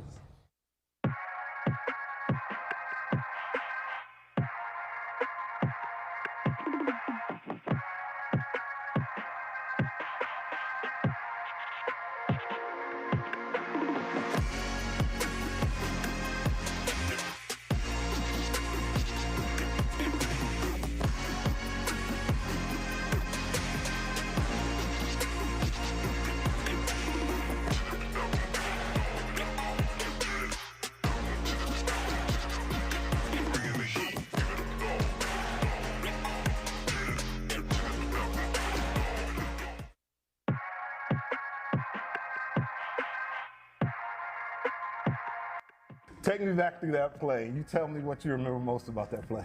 Sure. I remember me being on the hash. My coach always told me if the running back, if it's outside zone, I gotta fill in this gap right there. So I'll show you the play. You just see me coming down. Right when I see him coming outside, it's outside zone, already snapping, I know the play. So I'll say, I was just coming down and I'll just make a play. I'm a hitter, so I'm gonna try to do what I gotta do. I made a fumble, and what people don't really know, I ended up picking the ball back up. So I got a fumble recovery for it. So you forced fumble and fumble recovery. Yes, sir. So I was just being me. That's what I like to do, come down, stick my nose in the place, and that's what I'm always doing. So I take that's the play right there. Right before that play, what was going through your mind? Shoot. I ain't really know what's outside zone until I really seen this tackle try to block down on my DN. So I know that he's trying to seal him. So I gotta come fit right there. So I'm coming down. I'm gonna come down and I'm gonna hit you. I'm gonna hit you for sure. I'm a physical player, and that's what I like to do. When coach sees that clip that's the only clip he sees you. What is he gonna know about you? That I stick my nose in places, and I know where the right run fit at. Everybody that going there, everybody that come like down on the curve, but me, I took a straight angle and I met him where he at, and I had to stop him in his track. How important is it for you to understand what a coach is asking of you and make sure that happens on every single play? Shoot, I'd say just trusting my coach, knowing my coach gonna always put me in the right spot at the right time. So just trusting him and doing what he asked me to do best. Like he said, I'm one of the best athletes he ever coached around. So I got to show him that. And us going through film, we always watch that outside zone. He told me every time. He say 4. Stick your nose in there every time for outside run. That's what I'm gonna do for him. I'm always going through a brick wall for my coach.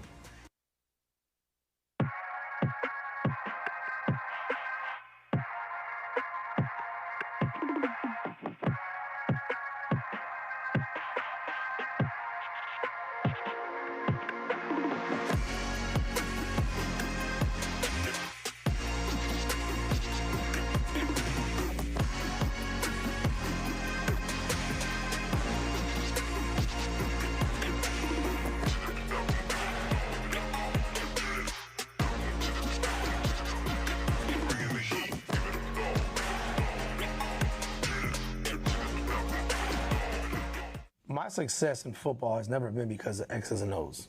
Everybody understands that everybody has philosophy. Everybody has X's and O's. Everybody knows more football than the next man. You can go to all these, you want to learn to call plays, you can go online nowadays and look at calling plays or what play you want to call. I'm going to have kids believing they can run through a wall and they're going to love me.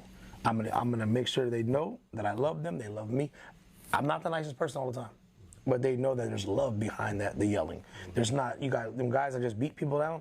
No, my kids love me. When they're done, they're gonna come off, we're gonna talk. We're gonna, you know, kids are gonna be kids. But at some point, they wanna feel good, they wanna feel safe. Not everybody has a father. Not everybody has a mom. You know what I'm saying? So when you come around, coaches have to understand, coaches forgot that we are the father figures. We are raising the best kids for America of the future. We are a part of that. I just texted one of the kids who's on a visit this morning. I said, I'm proud of you, bro. He's like, Coach, why am I? I'm like, because you're doing it. Like, you're living the dream, like where everybody wants you. Everybody's poking you. You're like this now. Getting, you know, Coach, everybody loves you. They're all your friends now. They'll be careful with that because, you know, fake love is real. And so you got to be careful. But just give kids a belief. And I make, like I said, my biggest power of my life has been bringing the best out of a kid, and the kid thinking that they're invincible because they got a guy that loves them behind them. It's crazy because I swear to you, like, I was okay with never being a head coach in high school. Everybody thought, oh, I got job offers every year. And I was okay with being next to Rack. Rack's my mentor. Rack put a lot into me, you know, but every coach I've been around in my life, there's things that you're going to take. There's things that you don't want to take. You know, you learn how to be your own man. So it was time. I just didn't think it was time then, but my son looked at me and was like, Dad, it's time, Dad. Like, you need to go do this. You got to do this, Dad. It's for my senior year, Dad. Please do it for me. So my son was a big part of why I left. And it was, you know, he's like, go home. Let's go home, Dad. Let's go home. Like, that's my home. Ain't your home. But it's his home now. You know what I mean? But my son made me do this. And not made me, like, literally, but, like, he gave me a vision of believing it can happen. Best decision I made. How are you feeling about going into tomorrow's showcase? It's definitely your biggest event that you have. It's year 5. I've never imagined it would be what it is today, and I'm just blessed for the opportunity with the Broward Education Foundation, Broward County Public Schools, BCAA. Dave and Buster's here hosted an amazing event with their first school coming in from out of town, and it's just giving opportunities for the kids. So I'm excited. Yeah. At what point did you realize that it could become something so big and so important? After the first kickoff. Yeah. The first kickoff of the very first year, when I got the goosebumps and almost broke down. Aww. That's what it was all about. Yes. Because I was just, the build up and then actually for it to start. Yeah. Because I was stressed out, trying to put this on, and then, 100%. Like I said, first kickoff was at Western High School. And I just remember I had to get away from people. Yeah, and the fact that you can remember it means it was definitely special to you. Yeah. Do you still feel stressed or pressured when running it today, even after the 5 years? Stressed every day, but at the end of the day, it's well worth it. Yeah. I've assembled a great team. You know, Coach Brandon Graham's done an amazing job with media, Beacon TV especially. Just being able to have 2 games on ESPN and Beacon doing 7 games. I mean, that's a huge undertaking, and it's turning out great. You got instant replay. How many schools have instant replay? But Beacon and Coach Graham pulled that off, so that's huge. Yeah. So what has been your favorite part about being such a big involvement in this event? Well, when Dr. Perry came to me back in 2018, I never dreamt that it would turn into what it is today. And I think the greatest thing that I enjoy about it is the opportunity to meet new people, give the student athletes a College Bowl experience that 10, 15, 30 years from now, hopefully they remember playing in it, and that it being a positive experience and memory for them. Yeah. And getting to meet people like you for the very first time, that's what it's all about. You know, it's about relationships and really building a bond to make not only the showcase the very best in the country, but also make sure that our partners feel appreciated and the people that bring value to what we do get a good return on our investment. What do you think is going to be different about this year's event and showcase compared to the last 4 years that you've been doing this? 9 games. Yes, a lot of games, I've heard. Yeah. How are you feeling about that? Brandon Graham's super excited. He's going to have an amazing Friday. Yeah. No, we're, I mean, it's grown. It's just, you know, they're calling us now wanting to play, whereas the first year we were doing outreach just to see if there would be any genuine interest. But I think we're a national brand now and a go-to for the week 1 or week 2 with tremendous matchups and talent and just really a sunshine, South Florida, Broward County experience. Yeah, I'm sure that can also be overwhelming though, and a lot of pressure can come from that, especially being one of the main people for this event. Like, how do you kind of deal with that? Oh, I love it. You love it? You love the pressure? Yeah, I enjoy pressure. Yes. Discouraged, kind of hanging. Every year's gotten easier because we've built a team. You know, the first year it was maybe a handful of us. Now there's 25 of us, and that makes me feel really good because what we did is we built something that a lot of people that are great individuals want to be a part of it, and we can be very selective on who we want around us. Someone like yourself, great first impression.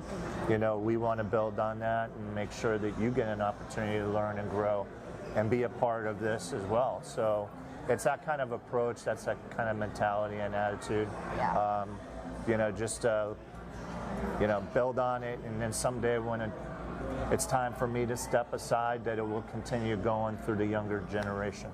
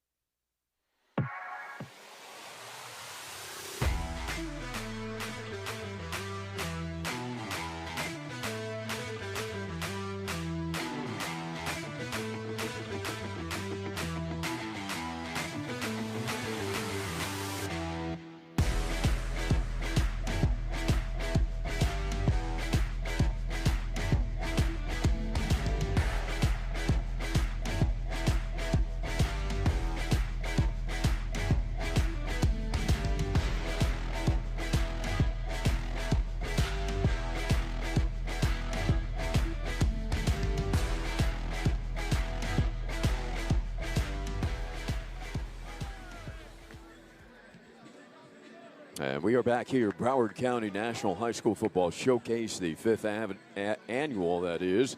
American Heritage, the Patriots leading 14-0 over the visiting East St. Louis, Illinois Flyers. Flyers coming in ranked 24th in the country off of a big-time victory over a tough Mount Carmel team out of the Chicago area who was on a 19-game winning streak. They put up 42 points in that game, the Flyers did, and that was primarily without Myson Johnson-Cook, their 5-star running back who has committed to Auburn. He is not available again here tonight. But they are scoreless after one half of play, Aronde. They've had a couple opportunities, had the ball in the red zone twice, turned it over once, got stymied. The quarterback got sacked a couple times and then unable to convert on a field goal, and they've got the big goose egg up on the scoreboard as we begin the second half. Yeah, this, you know, coming out of the half, this is going to be big for the Flyer defense. They have to put a stop together. Like I said, hopefully the coaches got the players back up and ready to go. They did have a few chances to put the ball in the end zone and didn't come away with points. That fumble hurt by number 2. But I think the defense is in a good spot. They've been playing good defense now. You know, Heritage has got 14 points, but that was from a miscue on special teams. So looked like East St. Louis is ready to go, and let's see what happens. Well, good news if you're a Flyer fan is you're only down 2 scores. Right. You get a touchdown and build some momentum, and you feel like you got a very good shot at winning this game. Again, this is on American Heritage home field in front of the home crowd. East St. Louis has traveled well. Immense amount of support and fans here for this Flyer program, and if they do something positive and get their crowd behind them, that could ignite this team.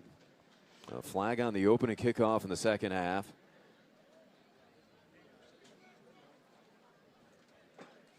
But you feel this first possession extremely important, particularly for this East St. Louis team. Definitely, because I think if American Heritage can go down and score, now you're down 3 scores. That's pretty tough to come back from. But if they can hold them, like you said, two touchdown scores, not insurmountable with number 2 and the quarterback that they have. So it's going to be a big defensive stance and a good big possession, but for both teams. If it's Heritage, you want to score. If it's East St. Louis, you can't let them score. And Heritage will have to begin this second half possession from the 10-yard line. A little confusion in the backfield and a rare running play. Neiman Lawrence, some miscommunication and just scrambled out of there for a loss on the first down. And we're going to send it down to the sideline with Caitlin Taylor. I've had the chance to talk with head coach Mike Smith of American Heritage, and he emphasized the importance of playing like it's still 0-0. He also emphasized to keep the intensity up going into the second half. As for East St. Louis, they definitely are looking for a way to put points up on the board. Back to you, Ari. Good reporting, Caitlin. We appreciate it. And a first down, a strike over the middle delivered by Neiman Lawrence. And out of trouble are the Patriots. Good play, good route by Michael Stringer, good catch. Way to get your yards and get upfield. Hold on to the ball with both hands and get on down. I don't know if you know this, Ari, but Caitlin is a pretty good football player herself. She plays flag football and is a captain and a pretty good wide receiver on her team as well. I did not know that. Just an excellent job reporting from the sideline. Over the middle, not much there, and fortunate for the Patriots that wasn't a pick. But speaking of flag football, Rondé Gadsden, now the is it president of the Fort Lauderdale United Flag League? Just a commissioner. Commissioner, okay. Yes, we started the Flag Football League over here at Nova Southeastern, the Fort Lauderdale United Flag League. We have our all-girls team league playing right now. Actually, tomorrow morning we have 3 games at 9, 10, and 11. Come out and see some good girls flag football. We have a free agent with 12 through 18. You can register online at FortLauderdaleUnited.com, and we're trying to put something together, trying to ride the wave. This flag football thing has gotten big, especially with the girls getting Division I scholarships and the Olympics having flag football in 2028. And so we thought if South Florida's a breeding ground for tackle football, they got to be the breeding ground for flag football as well. And so we're just starting. It's our first year. We're excited about it. Got a lot of my Dolphin teammates over there helping me out. And so if you're looking for some good flag football, get your kid out and don't have them on the iPad or the iPhone. Get away from the screens for a while. Yeah. Sign them up for some and where do they sign up again, Rondé? FortLauderdaleUnited.com flag football. Okay. That's a great opportunity for the female athletes. Growing in popularity and great news. It'll be part of the Olympics. I think the Division I scholarship is a big thing. It sure is. Second down running play. And all the way out to the 46-yard line. Big gap. Marcus Smith, the senior, hitting it hard and cruising for an American Heritage first down. That's the coach's son, so he knows the plays. He knows what to do when he gets the ball in his hand. And so good run by him. look like number 3 is a little gimpy, so Marcus Smith is going to probably carry the load here in this second half.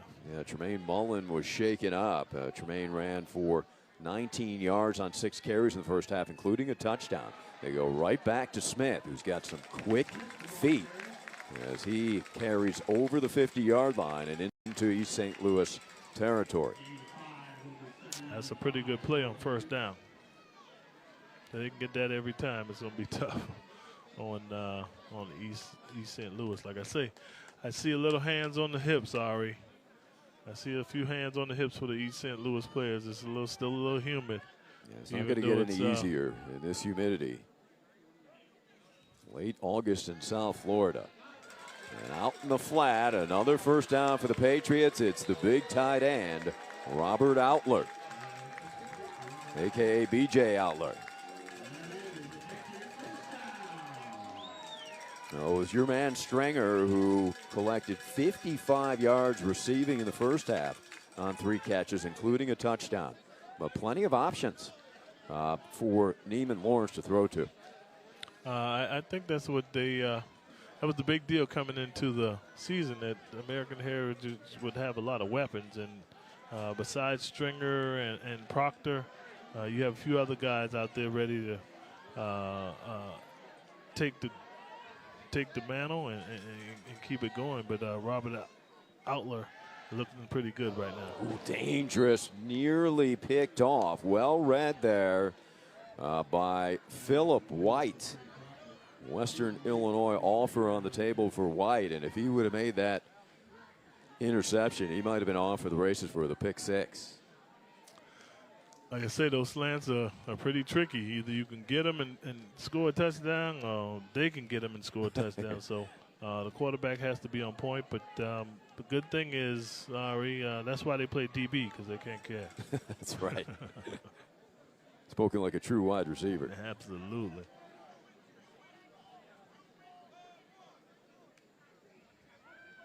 Second and 10 for Lawrence. Here comes the blitz, able to unload and complete the pass. Really hanging in there, knowing that he was going to take a hit. Neiman Lawrence. Good job by Neiman.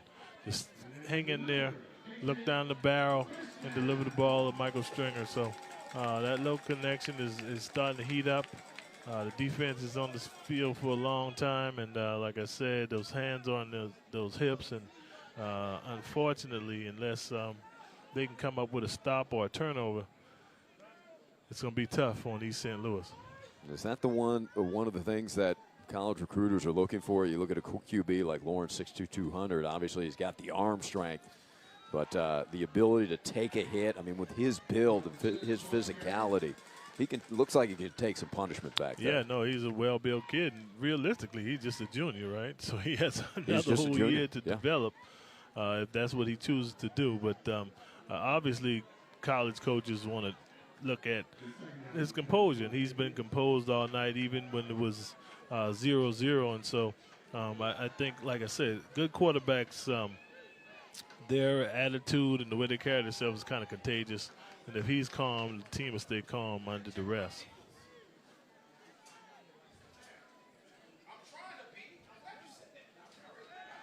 Here comes the blitz again, trying to pressure Lawrence, but he's got that ability to unload quickly. He feels the pressure well, and they're going to move the sticks again, hitting Stringer on the perimeter yet again.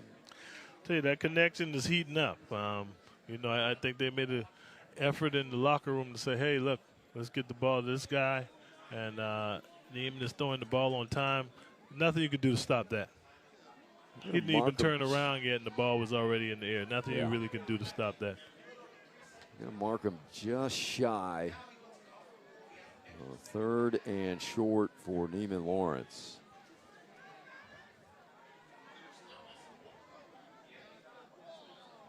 Trips to his left. It's Smith knifing through for a first down, Patriots. And you look at some of these big-time recruits and others with offers to smaller schools, Rondé Gatson, you starred in the NFL for the Cowboys, the Dolphins, amongst others, but you went to Winston-Salem State. So, not exactly a Power 4 school. What's your advice for these kids who aren't necessarily being recruited by the Power 4 conferences and the mid-majors or smaller? Well, persistency pays off. You couldn't tell me that Winston-Salem State at the time was in Alabama. It was big-time football to me. I just did my job. Like I tell my son, even keep chopping wood. They can't stop you. They can't stop. Oh, to the end zone. Persistency pays off. I think if you put in hard work, it'll beat out talent most of the time. And so these kids just got to keep playing. We tell the kids all the time when I coach here, you can't like it. You got to love it. Football's a little different than every other sport because of, it's the best team game in the world. One person off, whole 11 is off. And so, because of what we have to do to prepare for the game with the equipment and everything we have, you can't like it. You got to love it. And so if you love playing the game and you work hard, good things will happen no matter where you are. My college coach at Winston-Salem State told me talent's like murder. They'll find you sooner or later. And so I kept that in my mind. I kept working hard, and it kind of panned out. It kind of did for you, that's for sure. Flag is down. Solid play by Amari Coleman to knock that would-be touchdown pass in the corner down on the previous play, and that running play here for Heritage.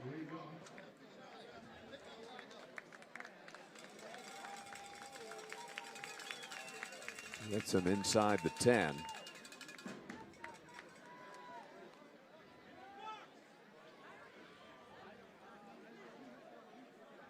Going to line up here at the left hash. Lawrence with Smith to his left. Pretty long drive, Ari. Heritage had the ball. I think it's almost half of the quarter. 6 minutes left. And so that's going to be tough for East St. Louis. The offense has been on the sideline for a while. Smith again slithering through inside the 5. He's elusive, isn't he? A slippery back.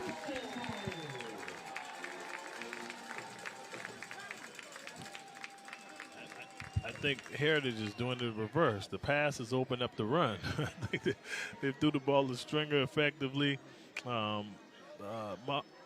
Neiman has been on target to his wide receivers, and so now the East St. Louis defense is spread out. Now Marcus Smith is gashing them. Smith to the right of Lawrence. Lawrence rolling that way. Looks to the corner of the end zone. And we have a signal. I believe he was out of bounds when that catch was made. It was Proctor over there. And led him a little bit too far. I just don't know why they don't just throw it up. Like it's, right? It's like put everybody else on one side and leave number 5 backside by itself, and throw a jump ball. If they don't 6'6". Yeah, he's 6'6". I don't have a 6'6" DB. I don't see it out there. Nope. So it's what I would do, but I'm just in this box with you, Ari. Well, we're happy to have you, that's for sure, Rondé. Thank you. Everybody in the press box, they're putting their 2 cents in. A legend here in the Miami area, and particularly here at American Heritage. For sure. It's good years here, and so we're going to continue to keep it going. And we'll take the hydration break, and much needed for East St. Louis. Much needed for East St. Louis. I even feel bad for the crowd over there. They hadn't had anything Get them to some cheer water for. too while we're at it. They hadn't had anything to cheer about. They look as defeated as some of the players, and so hopefully they can get something to cheer about. They did do a good job of following their team and supporting. I'm not sure if they have started school yet, but they took the ride to support their kids, and that's a big thing, and I'm happy for them. Let's see if East St. Louis can come up with a big play defensively here in the red zone. It was a red zone fumble early in this game with the Flyers driving, threatening to score first in this one. It turned the momentum into the Patriots' favor. Will it be a turnover or a big play defensively to spark the Flyers now? They need it. It's now halfway through the third. Yeah, when the offense has a long drive like this, it is kind of deflating to the defense because they don't know exactly where it's coming from. And Heritage has been as effective running and passing the ball. So second and goal, looks like about the 8-yard line.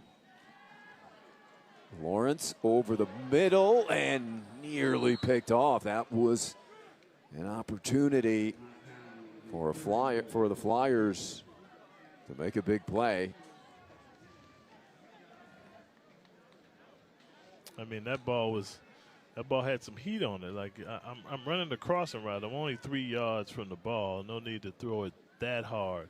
And so I think that's, you know, I'm trying to navigate through all the trash, and the ball came pretty hard. You can see it there, hits him on the helmet. I don't even think Proctor saw the ball. It's third and goal from the 8.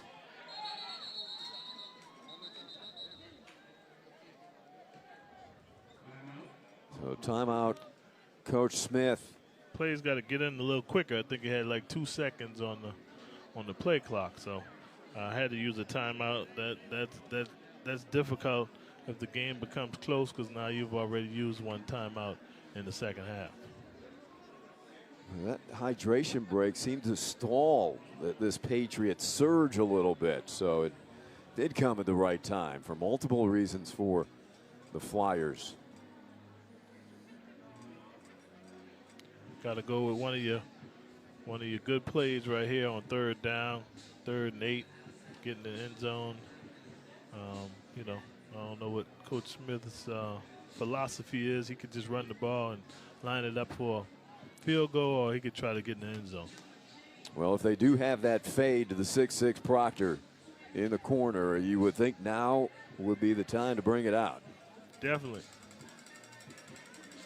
Or Neiman could run an off-script play for the quarterback. We'll see what the decision is. Lawrence looking left now, reverses, throwing over the middle of the end zone, touchdown. And it is caught. Was he in? Touchdown, Patriots. To the 6'6" wide receiver.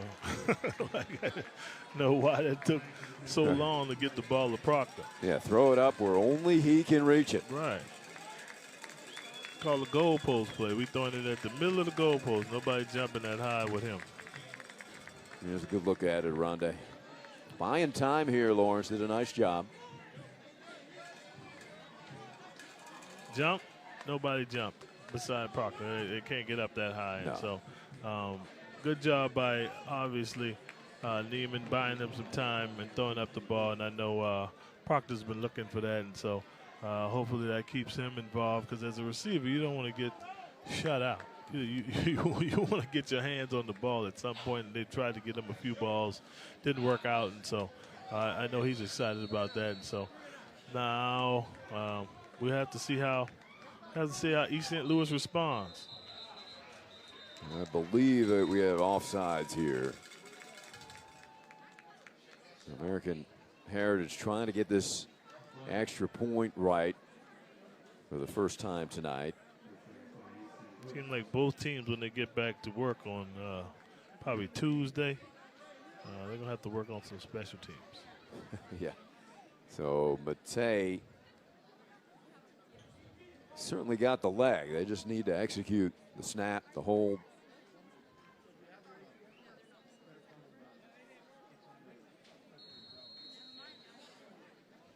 Well, what a statement by American Heritage out of the locker room. Started this drive from their own 10. It was a long drive. How many plays was that? Do we know? Kick is up. Line drives it through the uprights, and it's 21-0. Unfortunately, we don't have those statistics available. But yeah, it was lengthy, wasn't it, Aronde? And now under 6 minutes, so over half of this third quarter. Clock eaten up by that long drive by the Patriots. They put 7 up on the scoreboard, and things are getting even more challenging for this Flyer team. Coach is going to have to come up with something. I think as a player, when you're out there, it's 21-0. You know you're going to have to make something happen, and this is when, I hate to say it, this is when turnovers happen, when players start to press. Like I said, in some of these predicaments, it's not about the athletes you have. It's about how the coaches get you prepared for these situations. I know you do them in practice, and maybe on a Thursday you have situations, but this is when you got to put it from practice field to the real field. But somehow or another, if East St. Louis has any chance, they need to put some points on the board. So they're going to get to kick it from the 45 of East St. Louis. Now, do you insert a possible onside kick now with this type of field to play with if you're Heritage? See what they elect to do. And they just boot it out of here and give the Flyers no chance on the return. No chance. I wouldn't either. I'd pin them as deep as I could.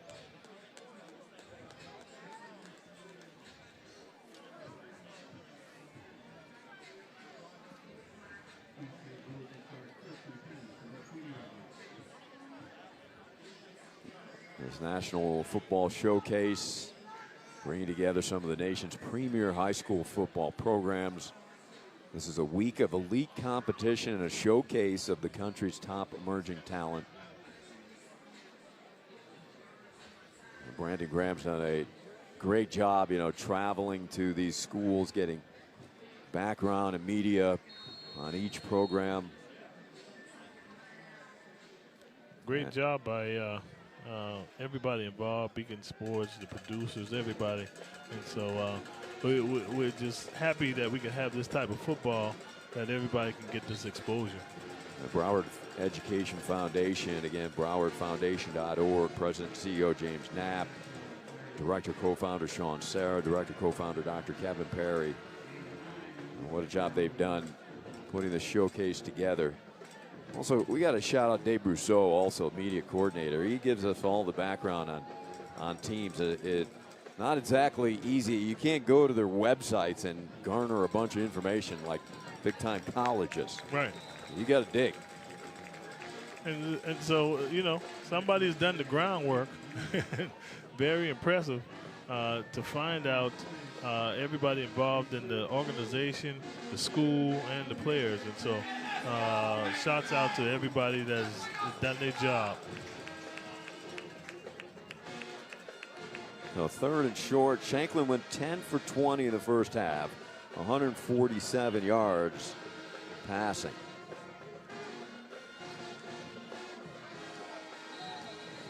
Some movement here, so this is going to push them back. And instead of 3rd and short.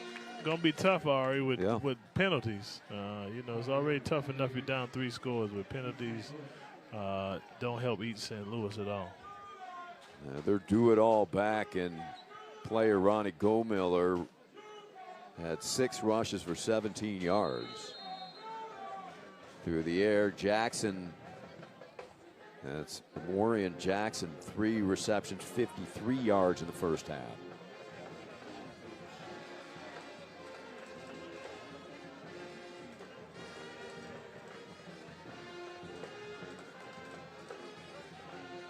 Pressure on Shanklin. Steps up, throws against his body. A pass complete and a first down run. Outstanding work by Reese Shanklin, finding Jamori Ware. Pretty good job by the quarterback. We've been giving Neiman praise on the way he's been moving and throwing the ball, but that was a pretty good throw by Shanklin across his body. Everybody tells you don't run right, throw left, but he did a good job of it. Connected with his receiver, and he got upfield and got a first down.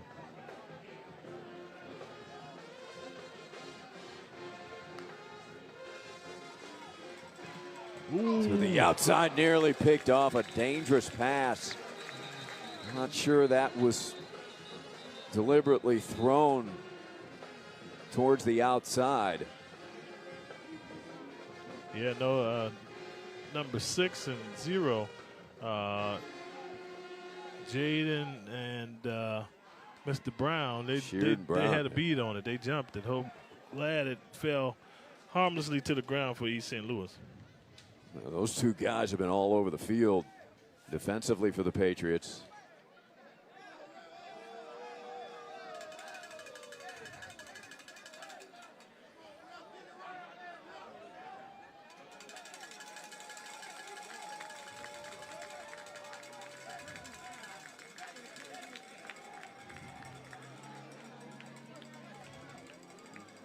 So penalty. Oh, Caitlin Taylor is with Frank Damon, sideline.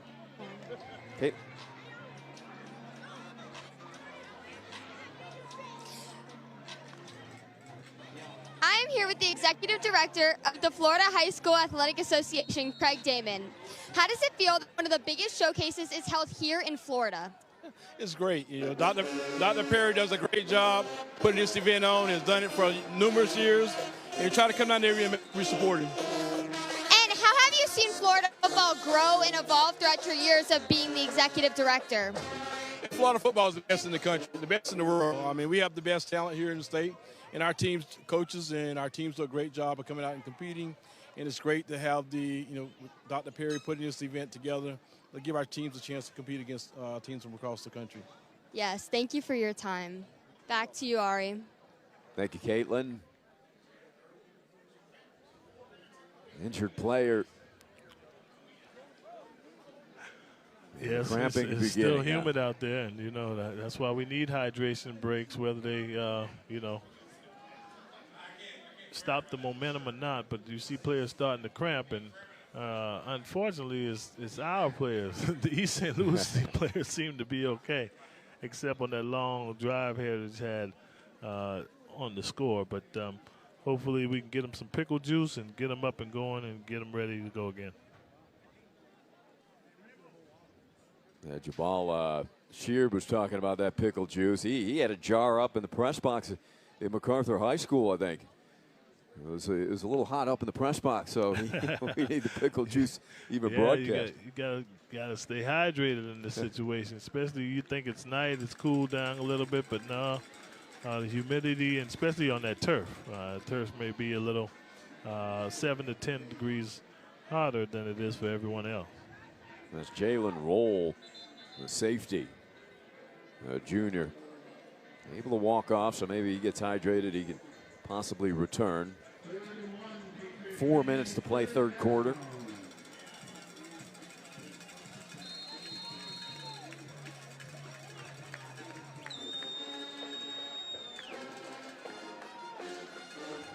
Here comes the blitz, setting up a screen, and it's knocked down by J-Tone Thomas, 6'2" senior linebacker.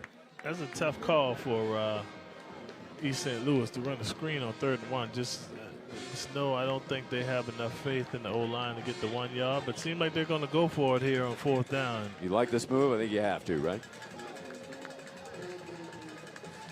4th and 1 from the 45-yard line. Flyers have to have it trailing by 3 touchdowns. Shanklin takes off. He's got it easy as he just falls down to the 50. Good job by the mobile quarterback. I don't know why they don't do that a little bit more. He in essence becomes the second running back in the backfield, and they need a little bit more of that right now. I completely agree with you. I think you have to. Without Myson Johnson-Cook, the Auburn recruit at running back, that leaves just Go Miller. And Shanklin's ability to move. He is certainly agile and mobile. Looking to run again. Escapes the rush, slides down for a pickup of 4. He is really quick coming out of that pocket. Yeah, that's why I'm just asking them just to do a few rollouts to the wide side. He can make the decision whether to throw it or run it, because you know, they're eating up clock too with what they're doing, not throwing it.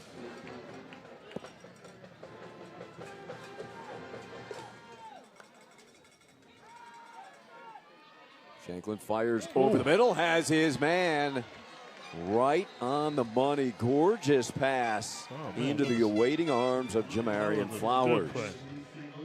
That was an unstoppable situation right there. The ball was on time. As soon as the wide receiver looked up, the ball was there. Good ball by Shanklin. Okay, East St. Louis got something going. Seems like they're going to put some points on the board here. Inside the 20. Through the middle, pounding forward is Chris Jackson, freshman running back. Looks like he's going to be a good one.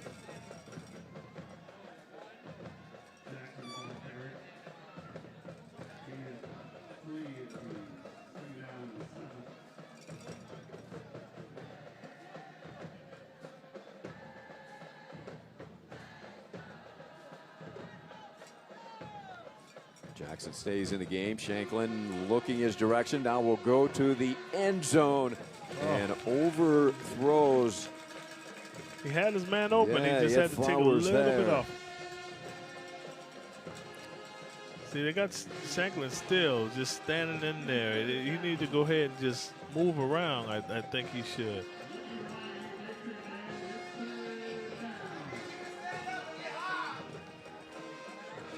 A 3rd and 7. You figure 2 down territory. Maybe get Shanklin at the designed run again. Let's see. Goes out to the flat. Flag is down. So this is going to come back as all the way to the 1 yard line. But I think we've got a hold here, Rondé. Well, hopefully it's not roughing the passer. Holding would be okay for Heritage. Roughing the passer would be good for East St. Louis. Yep, roughing the passer. Yeah, you called it, so it is roughing the passer. Oh, got him low. Got him low. Yep, dangerous hit. And that was Gomiller all the way down to the 1. Number so 2. The Flyers number set 2 up is your guy. At the 1.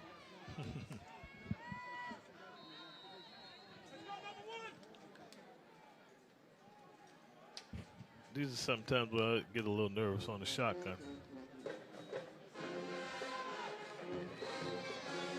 Stood up right at the goal line. Did he cross it?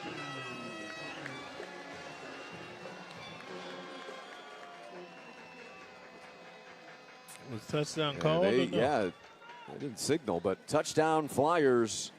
And finally, the East St. Louis faithful can get rise to their feet and cheer. Listen, they needed that score, and they got it now.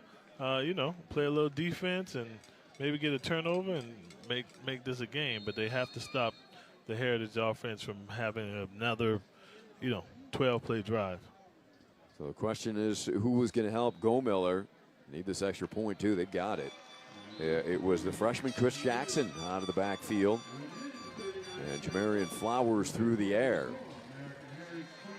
So East St. Louis, their first score of this game comes with 1 minute and 39 seconds remaining in the 3rd period. They answer American Heritage touchdown in this 3rd quarter. So now it's time to see what American Heritage can do for the response. And so hopefully everybody executes on special teams, and then we'll see what Neiman Lawrence and his group has ready to go.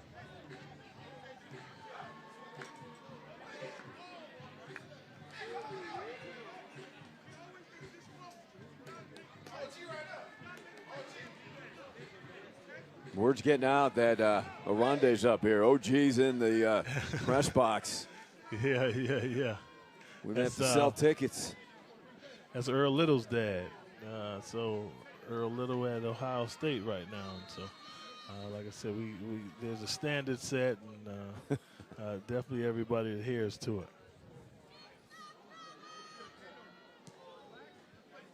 You're right. The kicker has a good leg. Yeah, he's got a big leg. He sends that into the end zone for a touchback. And now let's see if East St. Louis can build on that touchdown score, come up with a stop, and get that ball back. Let's see. Let's make it an interesting game. And so if the defense can hold up, but then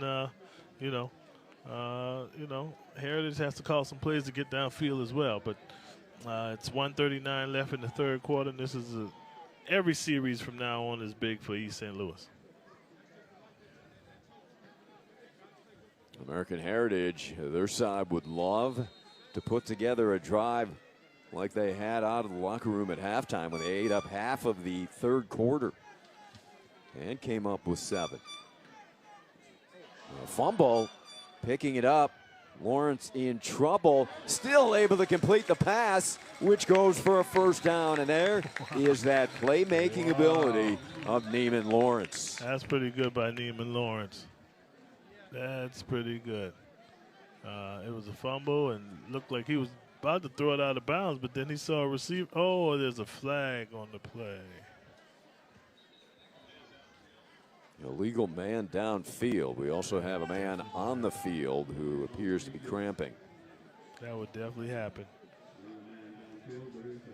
Marquand Manuel, a receiver who's committed to Dartmouth. Yeah. He's using that American Heritage education. There you go. There you go. There you go. Put it to work. Put it to work. So, merit scholars is a big thing here, and they preach about the academics as well. And so, good for him. Good for him to get a good education and play some football. So, hopefully, this is a cramp for one of the East St. Louis players. You don't want to see any injuries. But I think he'll get up and be all right.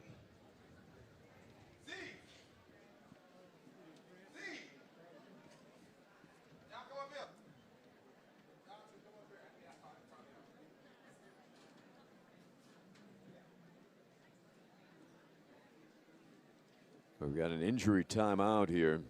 Other games going on this evening in the National Football Showcase here in Broward County. Coconut Creek is taking on True North. That is at Coconut Creek High School.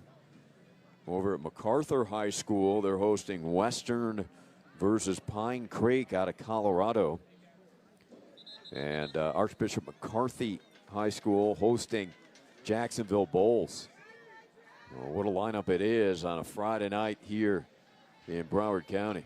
We had some good battles a few years ago with Jacksonville Bulls. I think they had, what was the quarterback name? The backup quarterback for San Francisco went to Alabama. And so they had some good teams as well, but just happy to see football's back. Matt Jones. Yeah, back on Friday nights, Saturdays, Sundays. We'll take it any day of the week. Lawrence scrambling. Floats that up just too far in front. Looking for. Good. That East St. Louis defense is holding up. Holding up a big third down for American Heritage at least. Marcus Smith comes back on the field.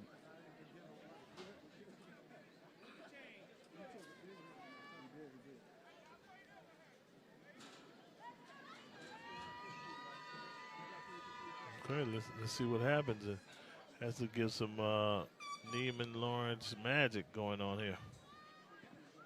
Lawrence looks left, sets up a screen over the middle. Good coverage by this Flyer defense. Yeah, good play by them. And so now, let's see what happens. We have 3rd and 20 now. American Heritage has to execute. I don't think you have a 3rd and 16 play. But,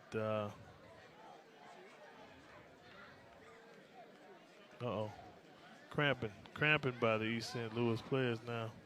It looked like they had a little middle screen set up well, but Caleb Brown 6'2" senior dropped back in his coverage. He read it all the way. Sniffed it out. Good job by him. And late game cramping. We knew it'd be an issue. Oh, yeah. Late August in this area. Yeah. On a clean night, full moon night, of course.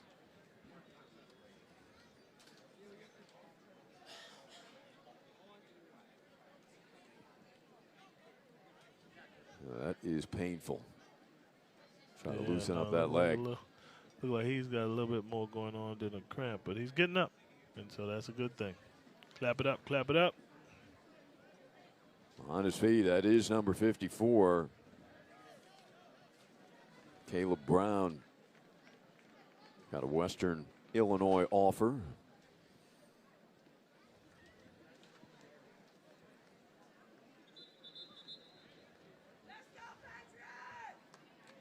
The St. Louis, out of the state of Illinois, of course.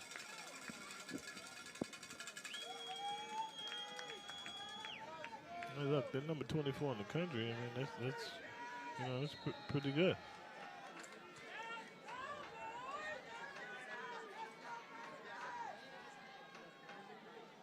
Third and long.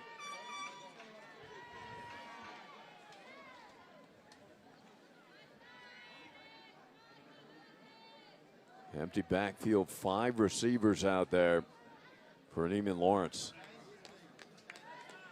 They're putting it all on Neiman's shoulder. Let's see what they can do. It looks like they're not going to run a play here. Wind the clock down. Of the third quarter, each team producing a touchdown in the third.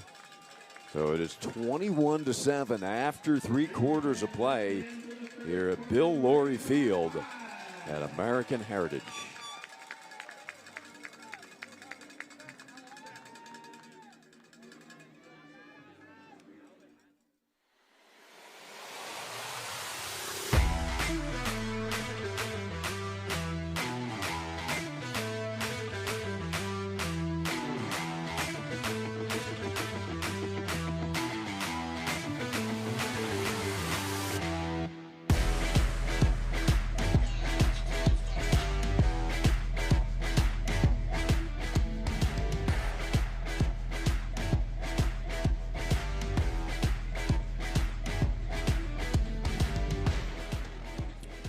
All right, welcome back. Start of the fourth quarter. We're going right downfield to Caitlin. Caitlin Taylor. I'm here with Dr. Kevin Perry, the architect of this whole showcase. I want to know how it feels knowing how big this entire showcase has come within the past 5 years. I could never dream that it is what it is today with the amount of people here, amount of people at the games, celebrities, former athletes coming back. It's just a whole other monster right now. And what is it like having the first ever Midwest team here in the showcase? Being that I coached in Michigan, so you got to represent the Midwest.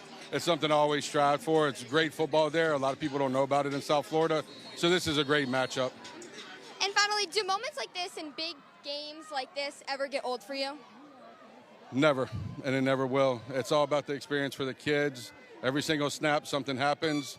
A kid's dream, a kid's wish could come true. So that's what it's all about. So every snap is a brand new feeling. Yes, thank you so much. Back to you, Ari.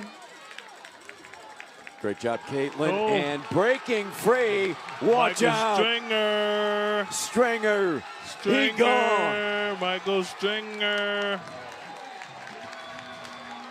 What a way to start the fourth quarter. And the Patriots have lit a fuse. Michael Stringer on 3rd and 20. Busting free. Taking it all the way to the house. Pretty good job by Michael Stringer to break through. Like I told you, those slants could either work one or two ways. He came underneath and caught the ball in the middle and split the two safeties and was off to the races. Yeah, right there, splitting the two defenders, as you point out, Aronde, and they weren't going to catch him now. No. He put on the afterburners. He ran out his rat tail, so you know he was moving pretty fast. Good job by by the Heritage offense. Just kills the momentum of the East St. Louis Flyers at this point. Extra point is in by Matei. And what a way to pounce on your opponent right at the beginning of the fourth quarter. 3rd and 20. You hit him up for an 80-yard touchdown pass. And talk about demoralizing for East St. Louis.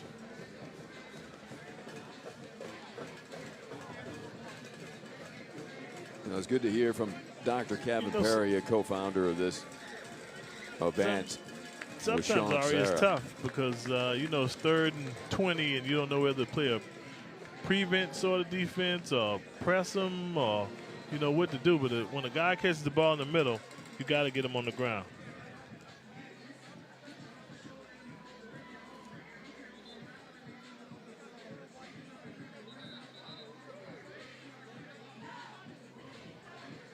So Matei to kick off, and now the Flyers, you need a big play here. Pretty quickly, down 3 touchdowns.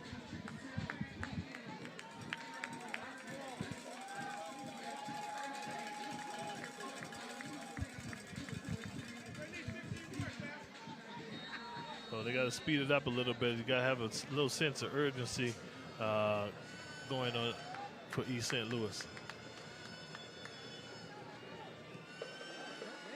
So Stringer now with 7 catches, 185 yards and 2 touchdowns. That's a day. Lawrence is 21 for 33, 318 yards with 3 TDs, Arande.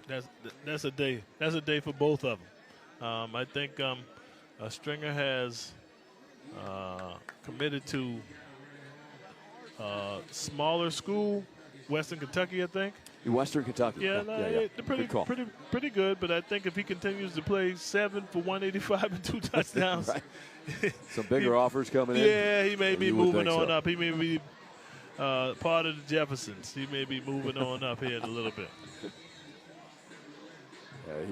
He's got that look of a big-time program wide receiver. Take nothing away from Western Kentucky. Shanklin. He is caught from behind. Terrific effort by big number 34, Micah Price. Price has had a solid game. He's going to be a good one at the next level as well. Just a junior, 6'2", 270.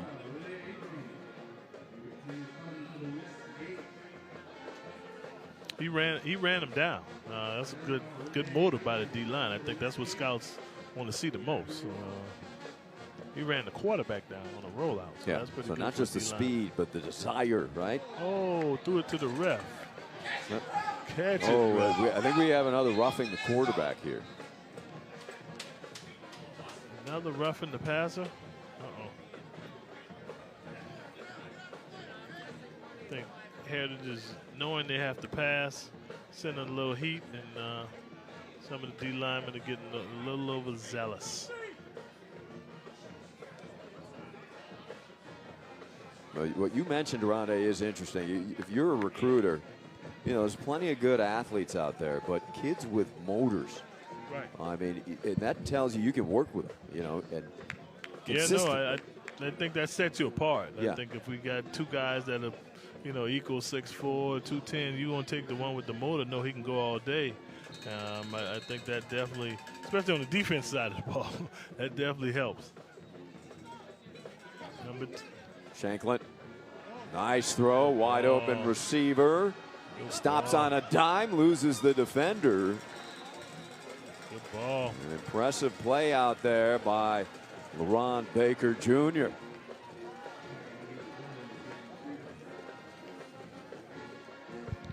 East St. Louis is coming up with some better plays than they had this first half, and you know it's got them down the field a little bit. So penalty didn't hurt. The roughing the passer. I was going to say, if you're Coach Mike Smith and their staff, they got to be shaking their head. They had him deep in their territory, and that roughing the quarterback changes momentum, but that pass thrown behind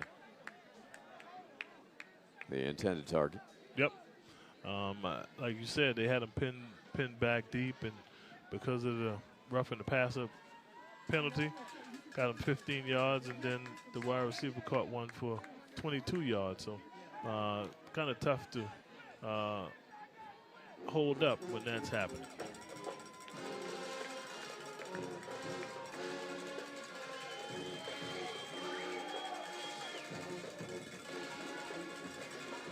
Shanklin near side with Gomiller here. Gomiller stumbles down after a healthy pickup. Talk about an engine. Listen, he's had a day. He's had a day. Gomiller's had a day. And like I say, if they had these plays in the first half to take a little pressure off him, I think, they'd probably be a little bit better into this game.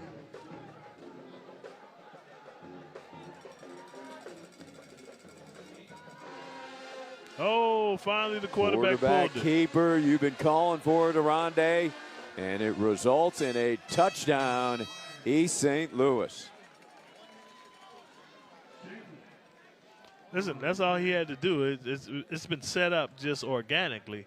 They didn't have to do any plays. He's just been standing in the pocket for half the night. And so now it's back on American Heritage to respond, and the defense of East St. Louis to hold up. So that penalty gives East St. Louis some life. They take it upfield, turn it into 7.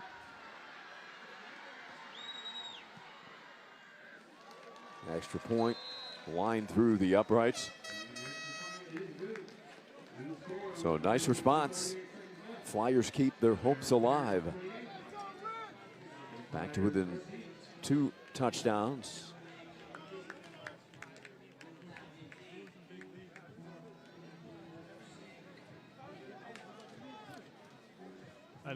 Listen, we've been in this spot before, and the way East St. Louis is going, I know they're kind of kicking themselves about that first half because they could have done the same thing, but they were, like I say, trying to get their sea legs, travel, a lot of other stuff happening, and so now they seem to have gotten it together.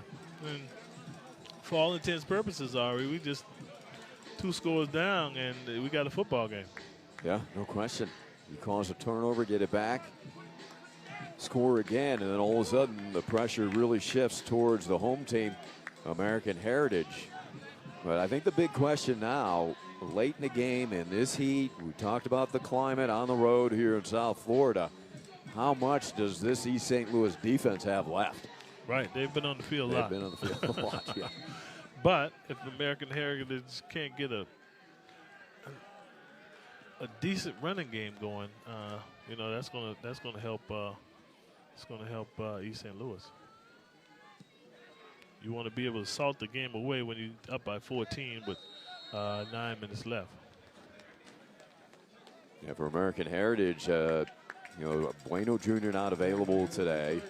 Tremaine Mullins shaken up late first half. We haven't seen him back. He had an excellent first half of football. It's been Marcus Smith, the coach's kid, who's played well. Yeah, he's inserted himself into the game. I don't know what happened to Tremaine Mullins, but hopefully he's all right. But Marcus Smith has stepped in and done a pretty good job.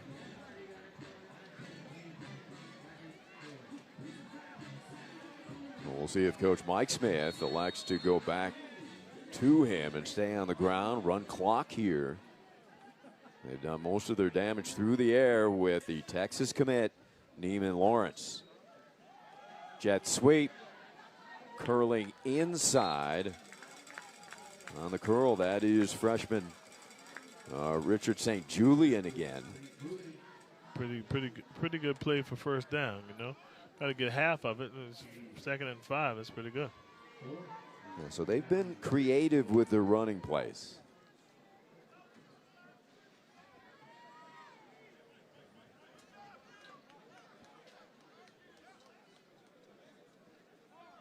Patriots in no rush here with a 2-touchdown lead.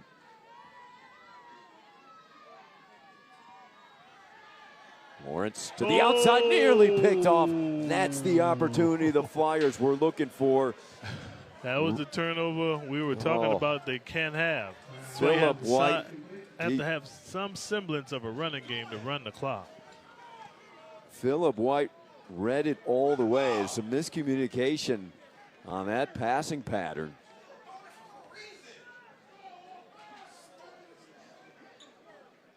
Ooh, that was the big opportunity for East St. Louis. That easily could have been a pick six. Yeah, they got to run the ball somehow to keep the clock running. Lawrence will have to get rid of that. So they don't take much time off the clock there. About 45 seconds. Nearly disastrous. Nearly. But, you know, the whole thing is they didn't keep the clock running. Just run the ball. Like, you up 14. You know, what happened? Intentional grounding? Whoa.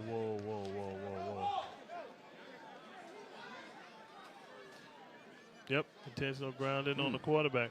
But, you know, to avoid all of that, all you have to do is run the ball. So they're going to be continued to be pushed back here, punting it out of his own end zone for Heritage. Will be the punter, Tiago Oliveri Cardosa, a senior who came over from the soccer team, Oronde. This is his first year of American football. There you go. More and more kids have been doing that. Yeah. I think you just saw, you know, a lot of the field goal kickers, even in the NFL. You know, the Dallas kicker who just got paid a lot of money is a soccer guy. And so, you know, more and more. And so if he got a shot to do it, let's do it. Yeah, they've got the leg, and they can boot it.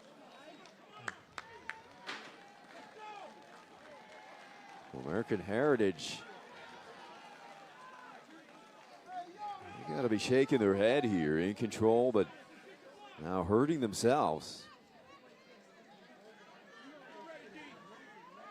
Why didn't we run the ball is what I'm kind of asking. Clock would still be running. LaRon Baker standing at the 40, a dangerous return man. There we go, the execution. They get the punt off. It's a good one, angling towards the sideline, where it'll be down at the 34-yard line. Seized there by Adrian Flores. But East St. Louis in position now at the 34 of American Heritage.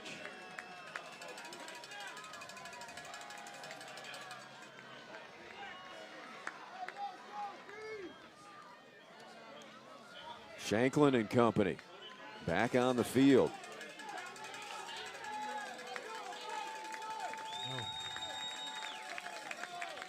Clock management becomes a big thing right now. And so got to read your cues because they're throwing the ball every down. You know that. Over the middle, nearly intercepted.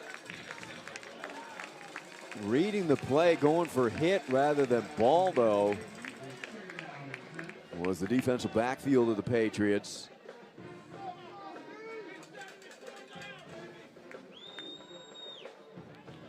Obviously, the Patriots know they're passing every down, and so you have to be on point because one miscue could make this a one-score game.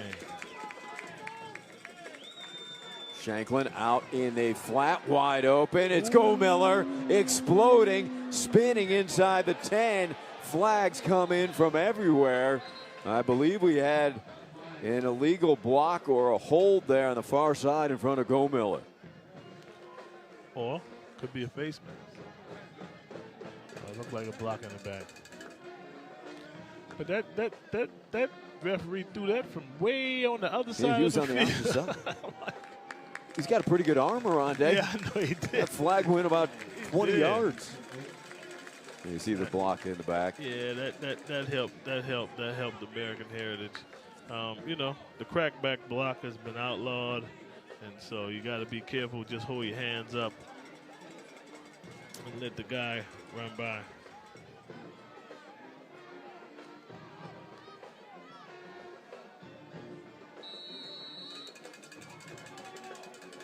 A big penalty because they didn't need that illegal block. Goldmiller was going to run by that guy anyway, Arande. Anyway. Where is Goldmiller? They have to figure out where number 2 is. He's in the slot. 2nd and 11. Shanklin steps up, elusive, splits the defense, escapes inside the 20. Reese Shanklin leading another Flyer drive. You know, I don't know why they didn't run the quarterback more the first half. You've been calling for it. I was calling for it. They waited to the 4th quarter. No, now you're doing it. I mean, it may not be too late, but seems like they should have made that decision a little earlier.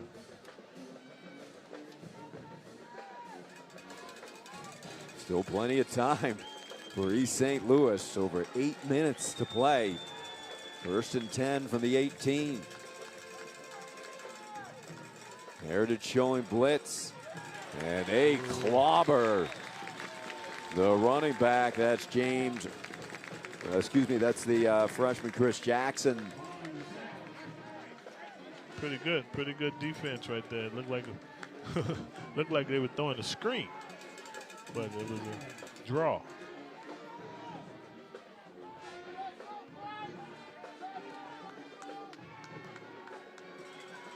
Blitz coming. Shanklin gets hit as he released the pass. And incomplete. We got a big 3rd down and long play for the Flyers. Let's see if they leave Shanklin out there like that again, we have to test their backup quarterback because he got a little banged up. Oh, free rusher. That guy again.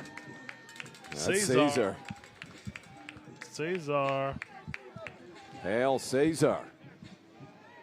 7:40 to play. 3rd and 12.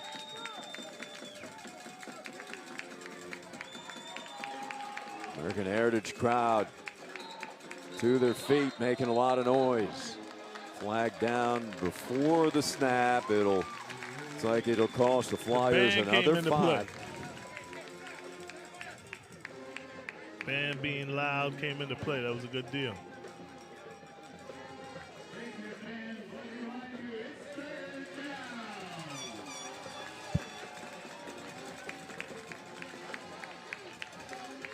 Sideline asking for that crowd noise again.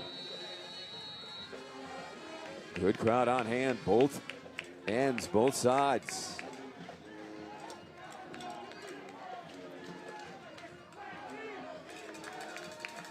Find number 2. Find number 2.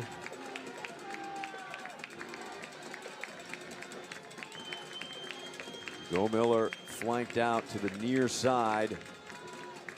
Shanklin lobbing towards the end zone. Touchdown! And the flag. What a pass. Good job. And Dropped Shanklin's it on his back. Right into the hands of LaRon Baker Jr. Quarterback's down, though. Shanklin getting hit again as he is taking a beating back there. Courageous, hanging in the pocket. Lofting that pass perfectly into the awaiting hands of Baker Jr. And we've got ourselves a 1-score game. Look at this pass. Right on the numbers. Good play. Good catch. Concentration by the wide receiver. Get inside the DB. Good delivery.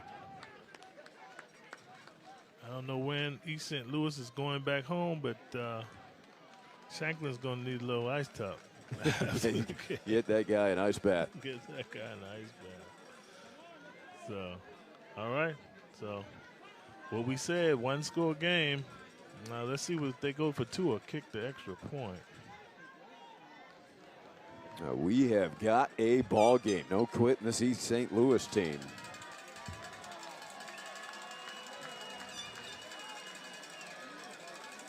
On for the extra point. Wilkinson. Now, if they get the snap and the hold right, this kid's going to kick it through. He's got quite a leg. Without a doubt, we've seen that. They've had some difficulty, though. Put down, and there it is. We've got a 7-point game. So 2 touchdowns by East St. Louis. All right. The press made is back this on American interesting, Heritage. Arande. That's what we've been wanting. East St. Louis didn't give up, and so definitely we have ourselves a ball game. Now the pressure is back on American Heritage. The home team was up 21-0, and now it's 21-28.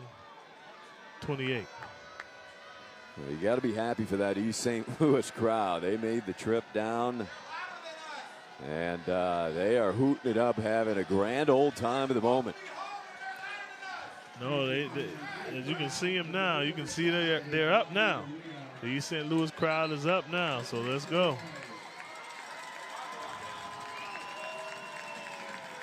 I know we used to sit in the locker room, we didn't come all this way just to come all this way, and so East St. Louis is saying that as well. So after the penalty, they'll be kicking from the 50. Does give you some options here if you're thinking onside kick. And they're just going to kick it away. Yeah, you think they're just going to kick it out of the end zone? Yeah, no need to play around with the ball. Defense is playing good. Obviously, Heritage not seeming to run the ball. So that might have gone through the uprights there. Give him a point. You've been saying all night he had a big leg and he can kick it. So now the pressure over to the Patriots. Yeah, I don't know how many. I know Patriots used the timeout. I don't know how many timeouts that East St. Louis has, but I have to think American Heritage is going to run this ball right now. I have to think that. You would think, but on the previous drive, you had more room to really run and grind and try to work clock, and now you got to pick up some first downs too. They do go to the ground, and East St. Louis prepared. Right.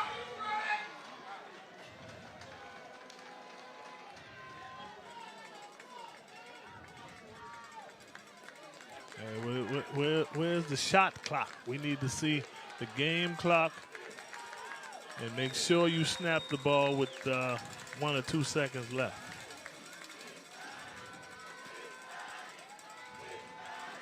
East St. Louis crowd chanting defense. And this great contingency who made the trip down for the showcase. Lawrence eludes the blitz, puts his head down and picks up about 4. Okay, all right. Well, it's probably the biggest play of the game right now, Ari. 3rd down and 6. 6.5 minutes to play.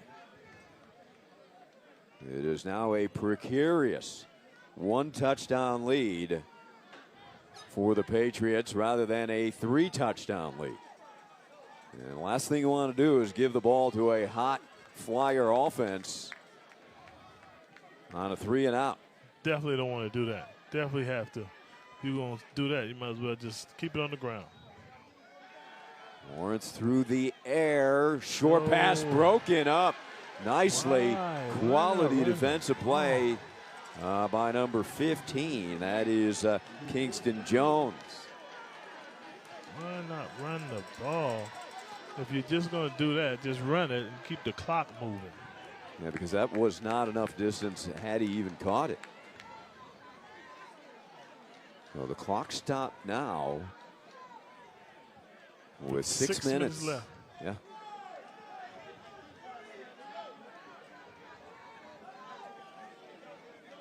I mean, the same thing I was asking of East St. Louis to do with their quarterback. If you're going to call that play, I'm asking the Heritage to do the same thing. You have a mobile quarterback, roll him out and see if he can make a play.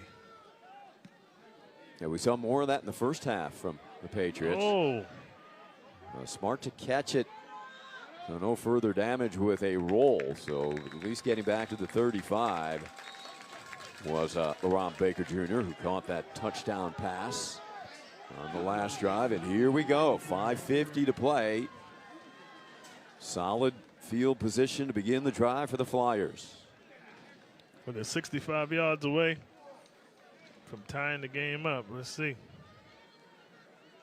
Definitely comes down to you have to keep your players engaged, have to tell them watch the ball, no penalties on both sides of the ball. Defense don't want to give up another roughing the passer, and the offense doesn't want to give up a holding call. But like you said, if we're giving the ball back to East St. Louis, who's got a hot hand. I mean, the first order of business is the corral number 2. I know number 1 caught the touchdown, and all that's good, but you have to corral number 2. Well, we asked questions of the East St. Louis defense. They came up with some big stops. And I think the questions have to be answered now by American Heritage. They've spent a lot of time on this field defensively. Right. In this half.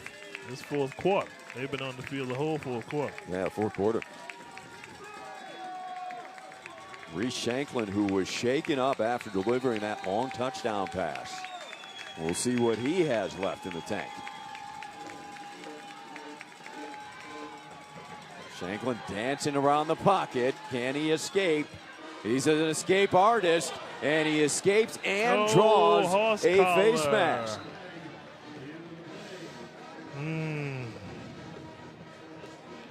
Like you say, you didn't want a penalty, but that's a horse collar. 15 yards.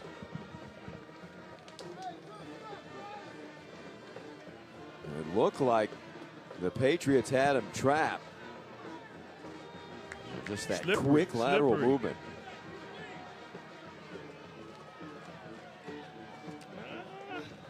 The horse collar from Micah Price, who's had an excellent game.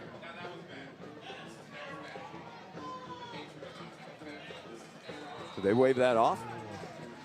No flag on the play, okay. Okay, they picked it up. 2nd and 5.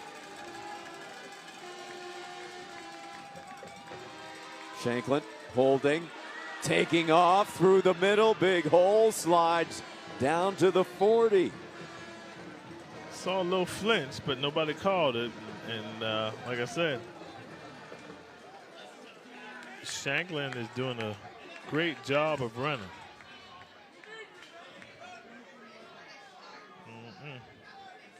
Good job by East St. Louis. Like I said, it wasn't a job about the players. It was the coaches keeping them engaged, and the coaches have done a good job.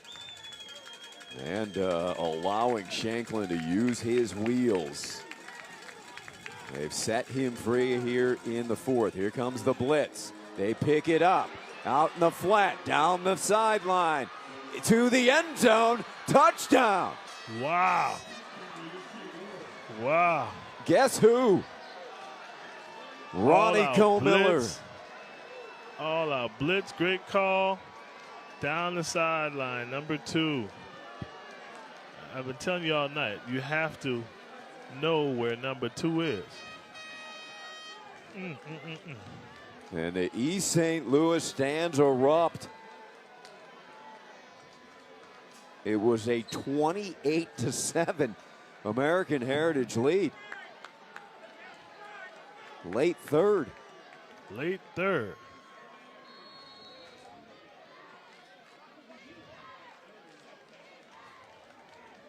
Well, they lined up as if they were going to go for 2 there, Aronde. Now they shift back and look for the top. Trying to see something for later, maybe. This game is tied. Tied with 4 minutes to go in the 4th quarter. Wow. Well, American Heritage certainly not playing with the lead effectively. And now, well, let's see if they can respond and finish this game out. Yeah, no, I think about 2 series ago when they got the ball to start the 4th quarter, I think they should have ran the ball a little bit more than they did. But, Yep. Yeah, you called it. The full moon is out. There it is. We had that eclipse late last night. Ooh, look there at is the full moon. East St. Louis Flyers sideline.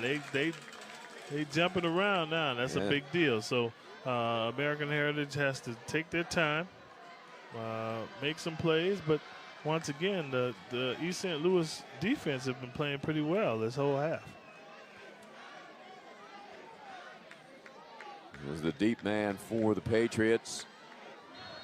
It's the freshman, Richard St. Julian. All the momentum to the Flyers. To the Flyers. Man, this kid, he just kicked that into the Everglades. He did put a pretty good boot on it.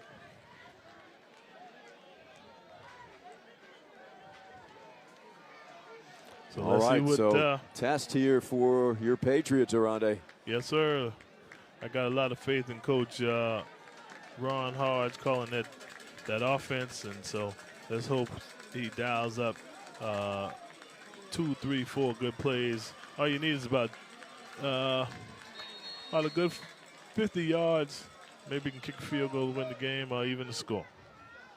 Neiman Lawrence, future Texas Longhorn.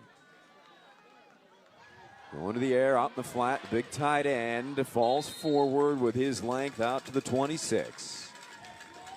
That's Robert Outler. Good play on first down. Good play on first down.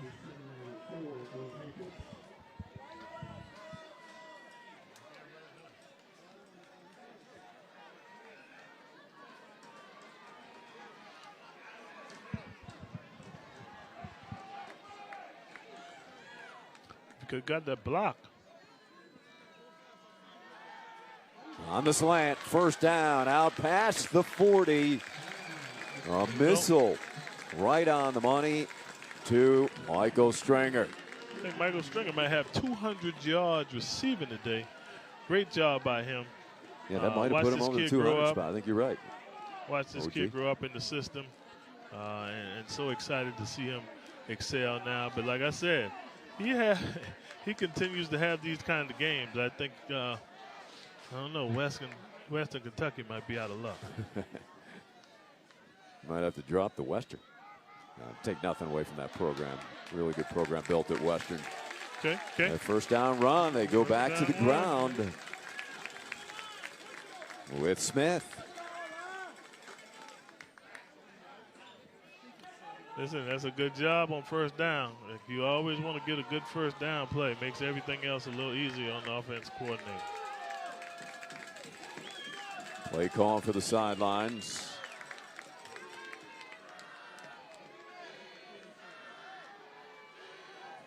Smith follows those lead blockers.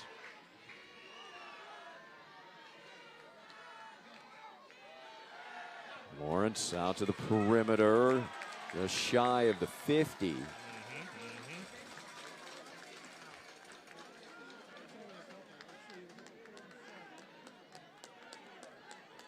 that Proctor in there? I think it is, yeah. All right, third and 3. 2 minutes and 30 seconds left. Let's see what happens. A huge play now. The fans rise to their feet on the East St. Louis side. Looks like it's Michael Stringer time here. I'll give it to him right now. It's a run play, and they're ready. That might have been a loss of a half a yard. They go back to Marcus Smith. Again, no Tremaine Mullen, who was injured late first half. So 4th and 3. They're going to go for it, OJ. Yeah, listen, try to get him offside. But listen, I throw the ball to Michael Stringer right now. It's a now pass. Like, he's going to get it to 3 yards. Trying to draw him offside. You called it. And winding that clock now, just a minute and a half remaining. And then Coach Smith will take the timeout. And then you figure we'll punt this away. Wow.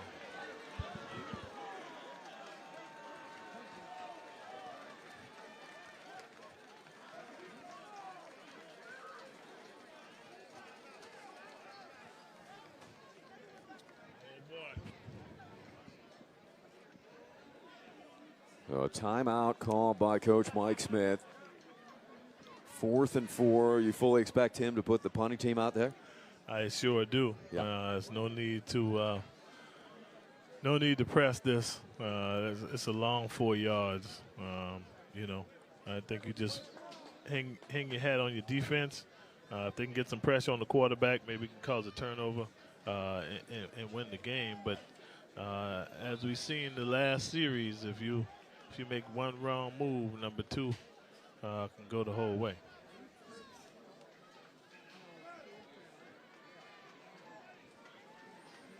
So the huddles break.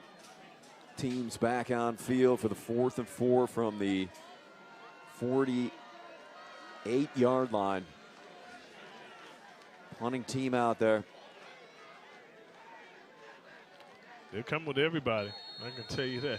And here's Olivero Cardosa, the soccer player turned punter. Ooh. Low snap. Good job to field it. Gets it off. A excellent roll picked up back there. Ooh, taking the tackle. punishment is Laurent Baker Jr. Great coverage there for the Patriots. All right, so good thing is they're deep, but bad thing is they got a good kicker. So they don't have to Very go all strong the way in. leg. They can make it to about the 30, but the snap is the problem. Yeah, Wilkinson looks like he's got definite over 40-yard range if they can get it down. Minute 20 remaining.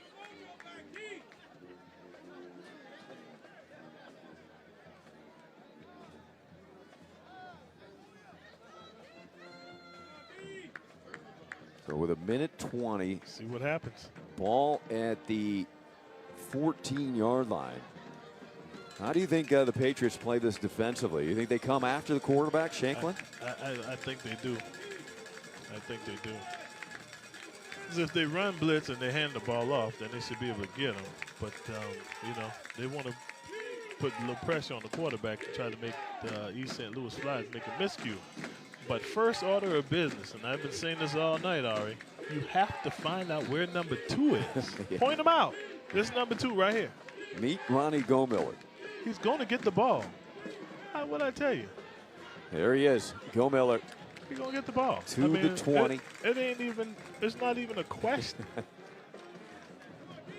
I guess they're just playing for overtime at this point.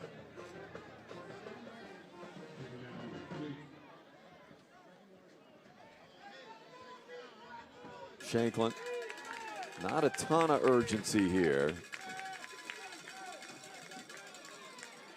Shanklin turns the corner, steps out of bounds at the 27 with 48 seconds. They still have time, OG. Yeah, you complete a pass or two, and all of a sudden you're getting into Wilkinson's range. They're on the road. They're playing for overtime. Okay. I don't think they would, you know. I don't think they want Shanklin trying to throw the ball. You know, somebody runs wide open down the field, yeah, obviously, but I think they're good. They're the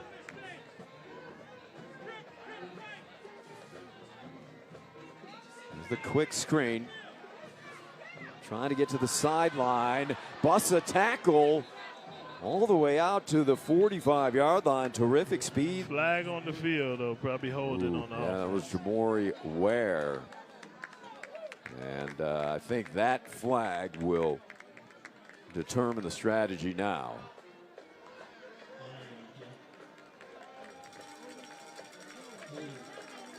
The Flyers get pushed back. And now I'm sure we'll elect to wind clock. Let's see, right there. Quite a bit of jersey grab there. Yeah.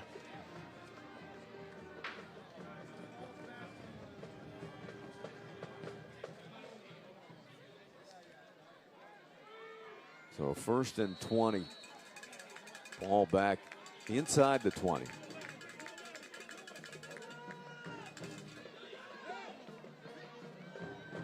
Floated to the outside. Well, they get 12 back in a hurry.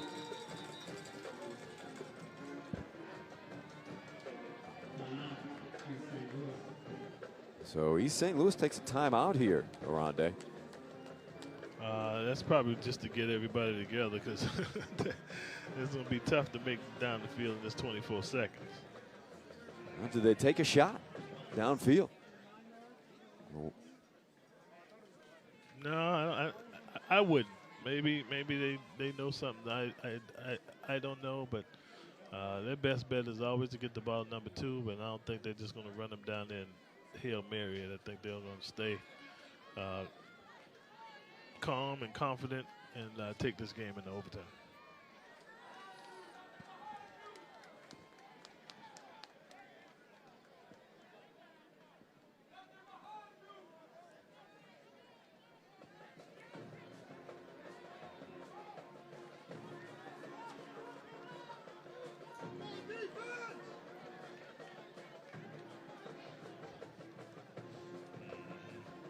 Patriots are ready.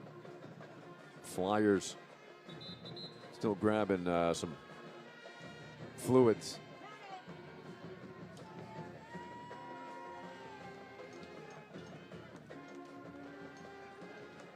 It's 2nd and 7. Ball now at the 33. Or check that, just inside the 30. Yeah, they bring it out to where it should be to match where the stick is lined up at the. somebody, cooler heads prevail.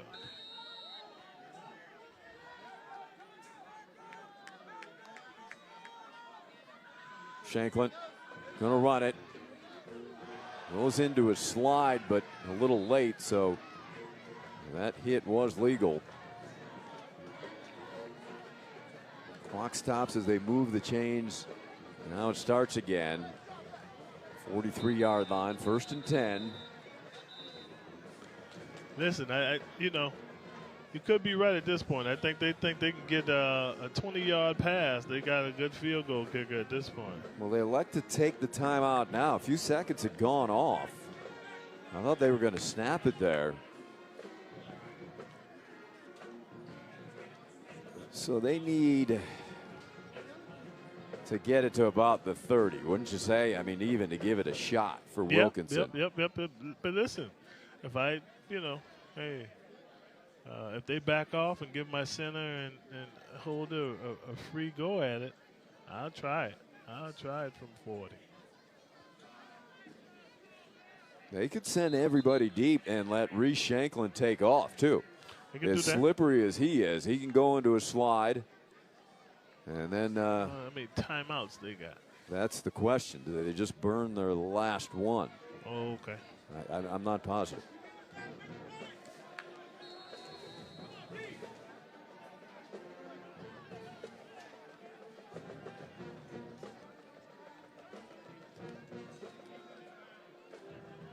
And flags are down. They had some movement there, so that's going to cost them 5. Legal shift. All right, well, they'll shut it down at this point.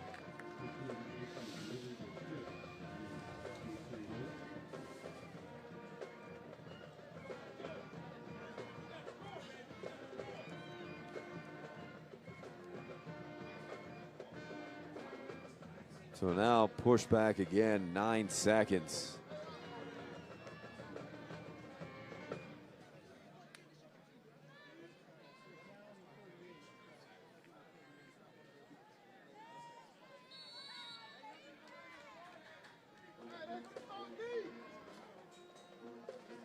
Yeah, they'll take a knee now after that penalty. So we're heading for overtime. A touchdown late in the 3rd quarter and then 2 in the 4th for East St. Louis to lock it up at 28 all. As we head to overtime from Bill Laurie Field here at American Heritage. We'll be back on Beacon Sports.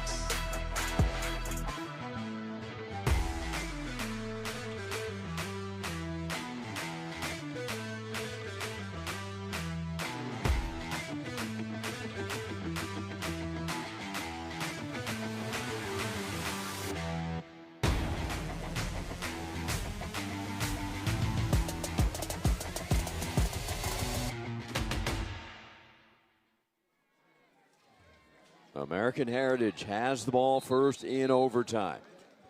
Neiman Lawrence with the ball at the 10 and a false start. So they'll have to start this series from the 15. Did he think it was on first sound? That doesn't help. Throw the fade. Quick screen. Helmet flies off and a brutal hit. And let's hope that Jeffrey O'Neal is okay, the sophomore. That had to sting. Look at that kid just jumping up. Tough young man. May have to come out for a play, though. So Marcus Smith will come back in.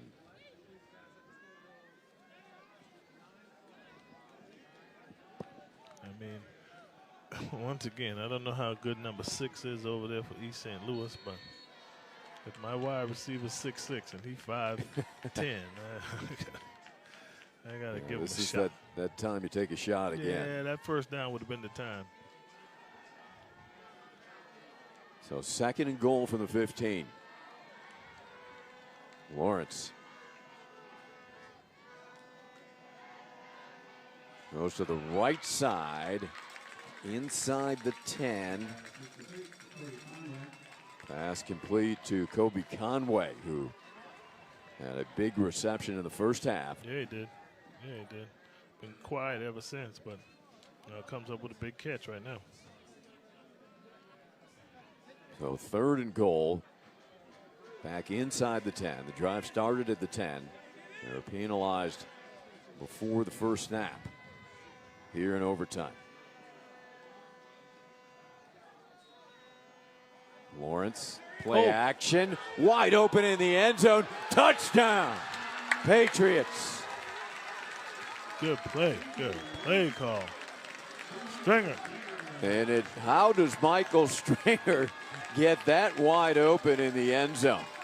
Just like we tell the Heritage players to look for number 2, the East St. Louis players should be look out for number 1.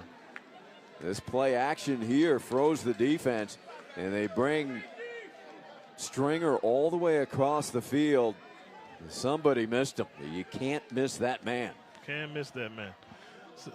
Can somebody tell me Michael Stringer's numbers, man? Like he's having a day. Yeah, we don't have running stats. Oh man, he's having a day. Last count, he had 185, right? So I think at this point, he should have over 200. Oh, this is a game for him. He can definitely start this highlight film with this. So big extra point here, and that does not count. Whistle blew before that snap.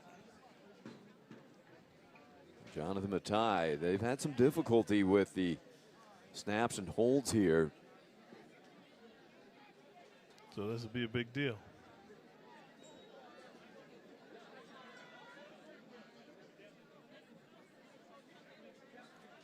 So they'll have to do it again. Holding will be Marquand Manuel.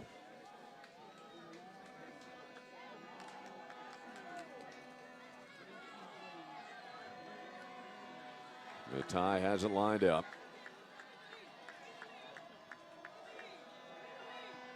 Ooh. And the kick is good. A little dicey there, a little dicey. A little dicey on the execution. All right. So the Patriots, a little dicey. They put a TD on the board in overtime, and now it'll be East St. Louis's turn. They have to match the 7 to remain alive here.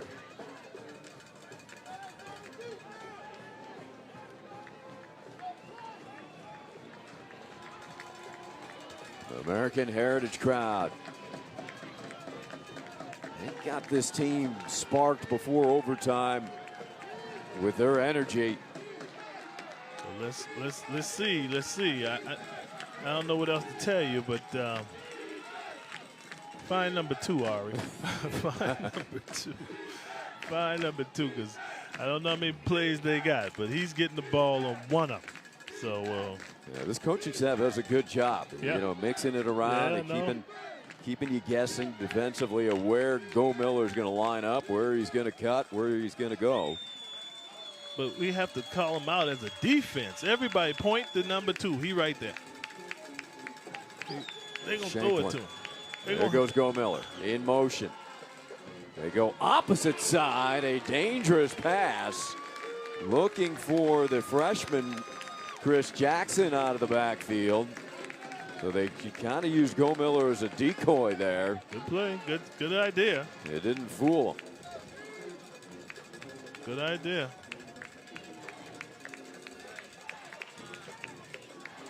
I can better believe he's going to get it on this play. He's going to come in motion and they're going to sweep him or throw him a slant. One of the two. Go Miller to the left. Shanklin looking that way. The slant deflected and dropping incomplete. You see who they're throwing to, Ari? Let me guess. Telling you. They tried to hit Go Miller on the slant. Yep. Knew that happened.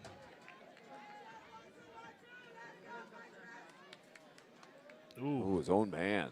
Ooh. So that was Jaden Sheard and Kamarley Brown, the two of those guys. Listen, they've been in action all night. day long. Yeah. So hopefully it's just a cramp and he can get up and continue to play. They got to stay in strong for 2 more downs and they can finally get out of here with a victory. So 2 more downs here for the Flyers.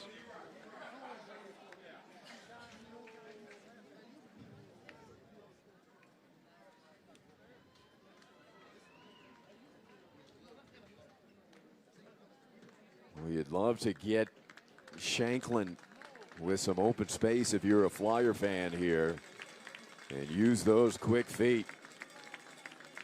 So hobbling off the field goes Kamarley Brown. Right. So he got up, and so that's a good thing. But the bad thing is he's out of the game for right now. Yeah, it looks like he's cramping pretty badly. Understandably so in this heat and this length of game. The defense chant begins from the American Heritage stands. 3rd down. 2 more downs for East St. Louis. I don't know if I said this before, Ari, but this is the biggest play of the game. Shanklin will run for it. Jump pass deflected. There was no receiver in the area. And Shanklin and the Flyers fortunate that wasn't intercepted. All right, 4th down. I don't know One if more you heard chance. this from me before, Ari, but this is the biggest play of the game. This time I believe you. Right. Now the question is, do you send pressure or do you play zone?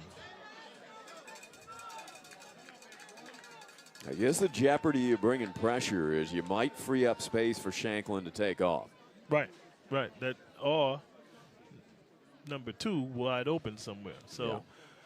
But if you play zone and he has enough time, you know, it's hard to cover somebody for 5 seconds. I mean, I'm an err on the side. If you give me 7 seconds, I'll get open at this point. Sorry. So you're saying you come with pressure then? That's what it sounds like. That's what I'm saying. Okay. That's what I'm saying. Like, I don't like to sit and wait back at this point. Because somebody thought he passed it off or he didn't know where he was going. I'm sending the people. Because you don't have but a few more spots to go. Is this the final play of the game?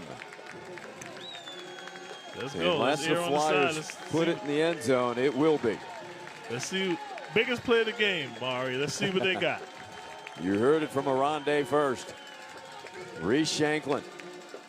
Play action. Under pressure. They got to him and it's picked off or knocked down. Game over. Heritage Big pulls it number off. 42. Osneal Dillon. 6-foot sophomore defensive end. They've got 3 Dillon brothers And American Heritage escapes in overtime. Escapes is the right word. Escapes is the right word. But give credit to the East St. Louis Flyers, man. They hung in there. They stayed in the whole game. They didn't get discouraged. And they had all the chance in the world to win this game, man. And there it is, that final play of the night. What a game it was. East St. Louis, you got to give them all the credit in the world. Looked like they were down and out, trailing 28-7. They stormed back with 3 late touchdowns and nearly upset American Heritage on their home field. And it took overtime for the Patriots to win it. This is the Broward County National Football Showcase. What a show this is here down in Broward County. And what a game this was as part of the showcase. For the Broward Foundation, Education Foundation, President CEO James Knapp, Director, Co-founder Sean Serra, Director, Co-founder Dr. Kevin Perry, Media Coordinator Dave Brousseau, Executive Producer of Beacon Sports Brandon Graham and his entire excellent crew, guided by Director Pedro Chavez, sideline reporter Caitlin Taylor. My partner tonight, Aronde Gadsden. I'm Ari Shannock saying so long from American Heritage.